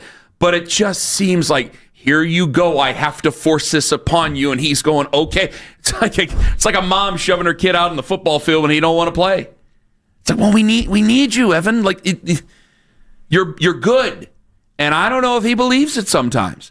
And I want him to have the confidence. I don't even think and people take this the wrong way. It is not a toughness question with me and Evan. I think it's a confidence question with me and Evan. I think it's a question of, does he, because J.R. Smith, I bring him up all the time. Overly confident, too confident, shoot, and he never backed down from a shot that he saw. And I need him to do that. I need Evan to do that. Now, he's got to hit him, but I think that he's afraid he's going to miss him and he's going to be stuck in there. And there's times where he gets lost in traffic and loses control. And, I mean, you've talked about that a million times. He's a great basketball player, clearly, but I just don't see enough of the, bleep this, I'm taking over, this is what it's going to be. Even if I saw it on a normal, regular night in December, where it really doesn't matter, against a team that's maybe coming off 3 of 4 in the last 4 or 3 out of the last 4 nights playing the back-to-back, the back end of a back-to-back. I don't care. Just if you did it and I knew you had it in you, I'd feel better about it. Even if it was against crap. That's all I'm saying. I'm not trying to be nasty towards him. I got a lot of hope in him, and clearly we have a lot invested emotionally in him. And really, I still believe that all our hopes in terms of getting to the finals and doing anything with this rests a lot on his shoulders. But if he don't just take over and be amazing, we were arguing about the Kevin Stefanski thing, the egotistical stuff. If he don't become an egotistical jerk at some point, it ain't gonna happen. I'll say one more thing. I know people are wondering, we'll say a few more things. We're already up against it. What's the regular season all about? Ho-hum, wake me up when the playoffs start. How are you not having fun last night? I mean, from the red panda, the uniforms, the court, to that performance, and Donovan Mitchell looking like one of the best players in the league. You're right, guys. This is can't miss stuff. Let me give the Cavs a little bit more credit here. All right, and I want to bring up save the Mary Kay because I know we got Jeff coming in here. I want to ask some people this coming up tomorrow because Mary Kay said something. I hope the other shows play it because Mary Kay said something about Kevin Stefanski's future that not a lot of people liked on social media, by the way. And I think she said it about Andrew Barry's future, and I don't know if I believe you fully. I'll leave it at that. However, not about her. I mean about you guys and your reaction to that. However, going back to their presentation last night, there is a lot of ho-hum in the NBA. They did do a good job. I think there were a lot of people who were going, all right, like Tyrese Maxey's a really good player. I don't think he's anywhere near the superstar what Joel Embiid is to the general public. Sorry, but it's true. If Joel Embiid were playing last night, I think your general fan tries to get in. But because he's not playing last night, because it's Philly, because it's November, I think maybe some people are like, let's tool around the internet here and see what's up. Even though it's a Wednesday, there's no, I know Kent State played last night, but there's no like big football going on. I think you were kind of interested to see what the court looked like. I think you were interested to see the jerseys, the intro video. They at least gave you a reason to tune in and stick around. And then the game ended up being tight at halftime. And then by the end of it, it was gone. And I don't know how many people stuck around, but at least they gave you a chance to, at least they gave you a reason to go in and watch a regular season basketball game. Just get rid of the 30 reviews. That was terrible. Get somebody in C Caucus, please clean this up. Coming up next, Jeff Thomas has a problem. I say it how I say it. I've been saying it for 39 years. I'm calling it C Caucus. No way you didn't do that before today. I swear to God, on my dead mother, who's in a box in my office. I don't care. Office. That's a. What can I swear on? Nothing. You swear on everything all the time. So you could always call me a liar? Yep. That's not true. Coming up next, Jeff Thomas is going to join us on the show. He has a problem with a beloved Cleveland Guardian. And no, I am not talking about Jim Thome. We're going to make Jeff explain this. Coming up in 5 on The Fan. Daisy Dips. I don't need...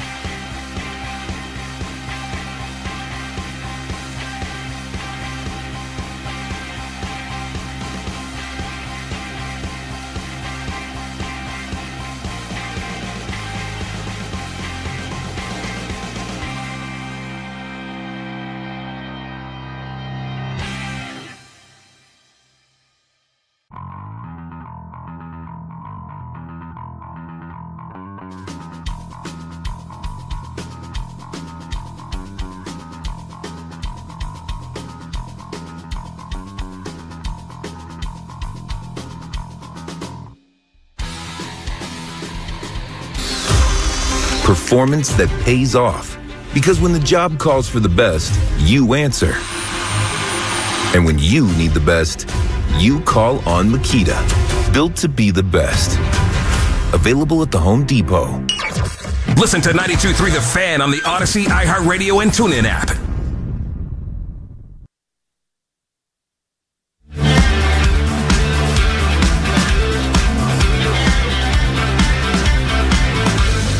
Season ended over the weekend. Officially, baseball's over. So why are you guys talking baseball? Well, I saw something on the internet that I went, oh, I was laying in bed last night. I went, oh, that's interesting. Okay, I'm going to send that to the group. Ladies and gentlemen, welcome in Jeff Thomas. Hi, Jeff. So I make your night table reading. How you do. Special. Thank you. Well, my wife was asleep next to me.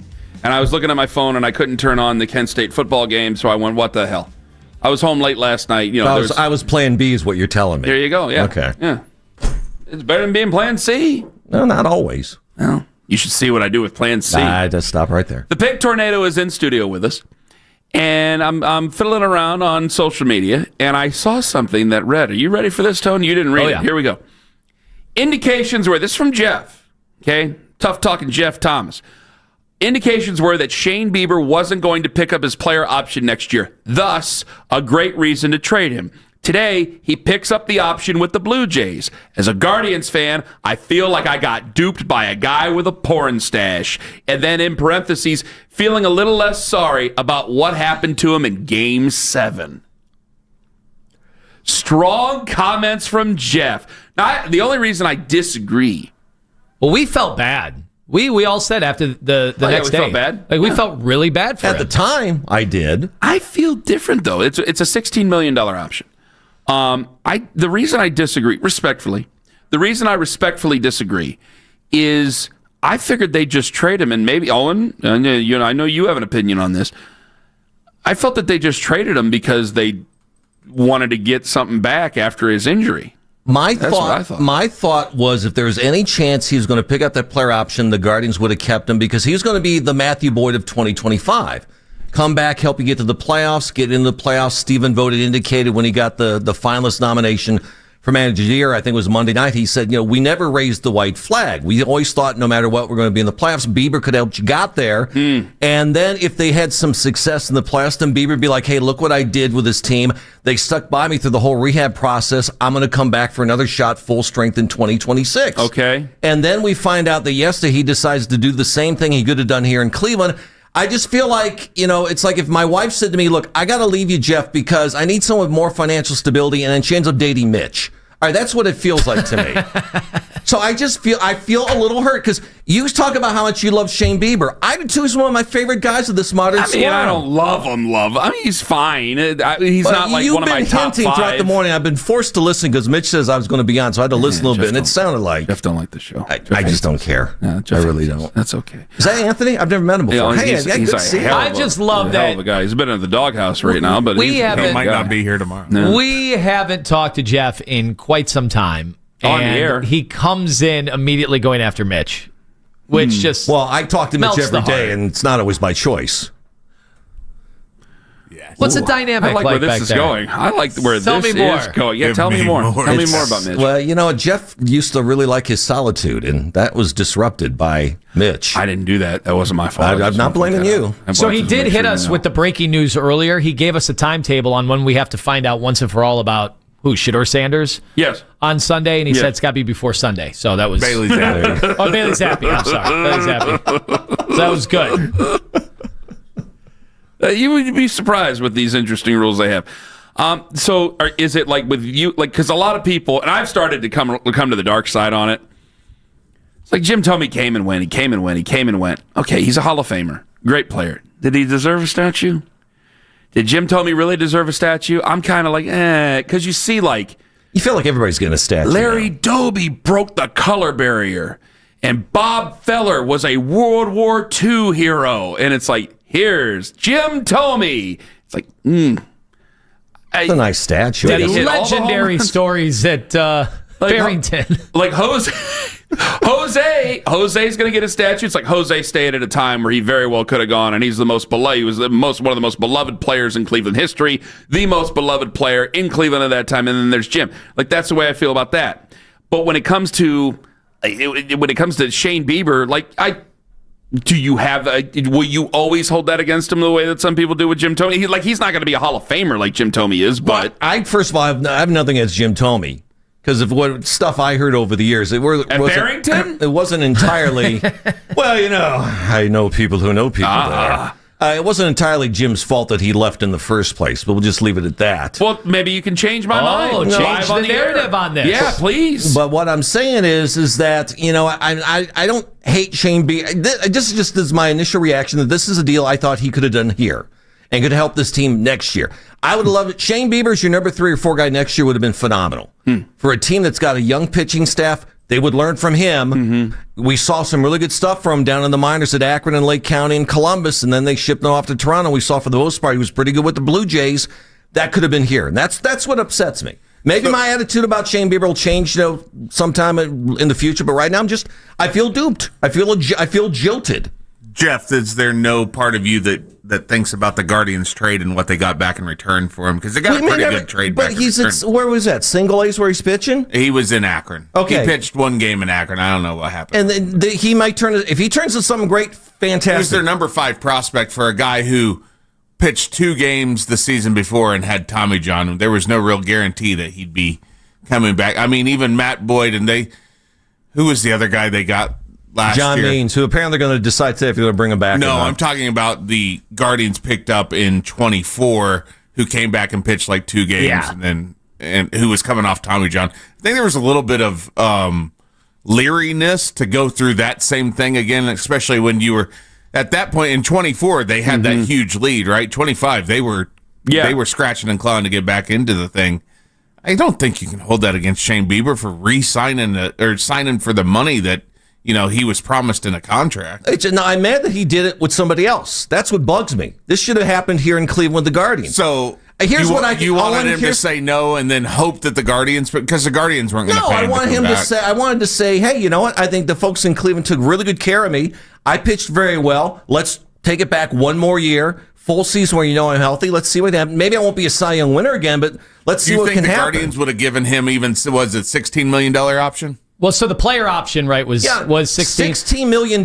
It sounds silly to us normal people, but $16 million. No, I think what sounds silly is that anyone thinks the Guardians are going to give someone $16 million. That's what I was thinking. That's kind of what I assumed. That's why they traded him, because they knew they were in jeopardy of having to pay him the $16 million. I think $16 million would actually be something in the Guardians' budget. So I disagree with Owen. Alex Cobb was the other pitcher. We'll fight. That's it. Alex Cobb. Cobb. That didn't go well.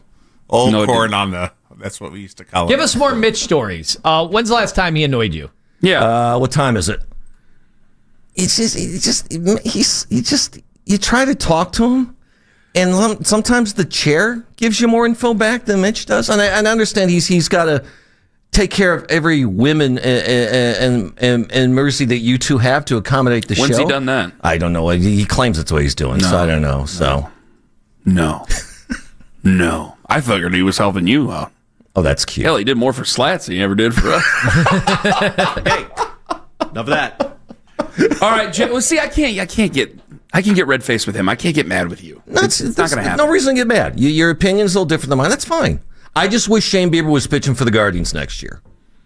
I'd like to know more out of this situation. Maybe he'll be proven right. Maybe you will be proven right. But I got to tell you, and Jeff, thank you very much for the time. I got to agree with Owen. I was just like, I didn't think they were going to pay him $16 million. Is what I thought they didn't want to do. Or like, well, he's coming off of Tommy John. Maybe we just need to get something out of it. It was something I had accepted. But as what Jeff would maybe say, well, is that still a problem where it's like, are you guys just accepting that our team is not going to pay top-end pitchers $16 million even after an injury when they could help us? That I definitely think is if a guy's driving around, it's like, no, that's the point. That's why we're mad, Ken, because they won't just pay a good pitcher that we know is a good pitcher $16 million after they made the postseason 2 years in a row. Are we just trying to make the postseason, or are we ever going to try to make a little noise? I think that's what maybe some people would be saying. But the funny thing is, I'm making an argument for it. Jeff just left the room. With where their payroll is going into next season, it's so insanely low that they're going to need just to save face with the public and to Major League Baseball. Like they've got to do things like spend $16 million on a player. They have to. No, they'll just wait for the lockout. Podcast coming up 10:15 Eastern. Can I get something off my chest about another sport that I care about, but I know that you don't? Well, that's if I'm allowed to be on the podcast. Why aren't you allowed to be on the podcast? There was an email sent out. I know that I have the flavor in a sweater. I'm sitting here talking about Jordan Love. Well, you did say we'll know if it's true or not if there's an email sent. And there was an email sent. There was an email sent. 9:48. I didn't know the coffee was going to go that far when Ken said his outrageous thing. Let's just go ahead and you put into the neck to head region. I can't control when I'm spitting out of hysterics. Don't make it worse. But the video's online. I don't think you should the talk. The video's online. You can see the video online. You got old Trebuchet Lima here sprouting coffee everywhere. I just want to point it out to Keith. Ain't me this time. It's not me this time. They're promoting the video. You better not get me by association. It better not be some situation where it's like, well, you're the one making these outlandish things. Stop saying outlandish things, and I'm not going to spit out what's in my mouth. You faked it, though. You're a fake. That's not how a spit take works, you did. Kenny. You faked it.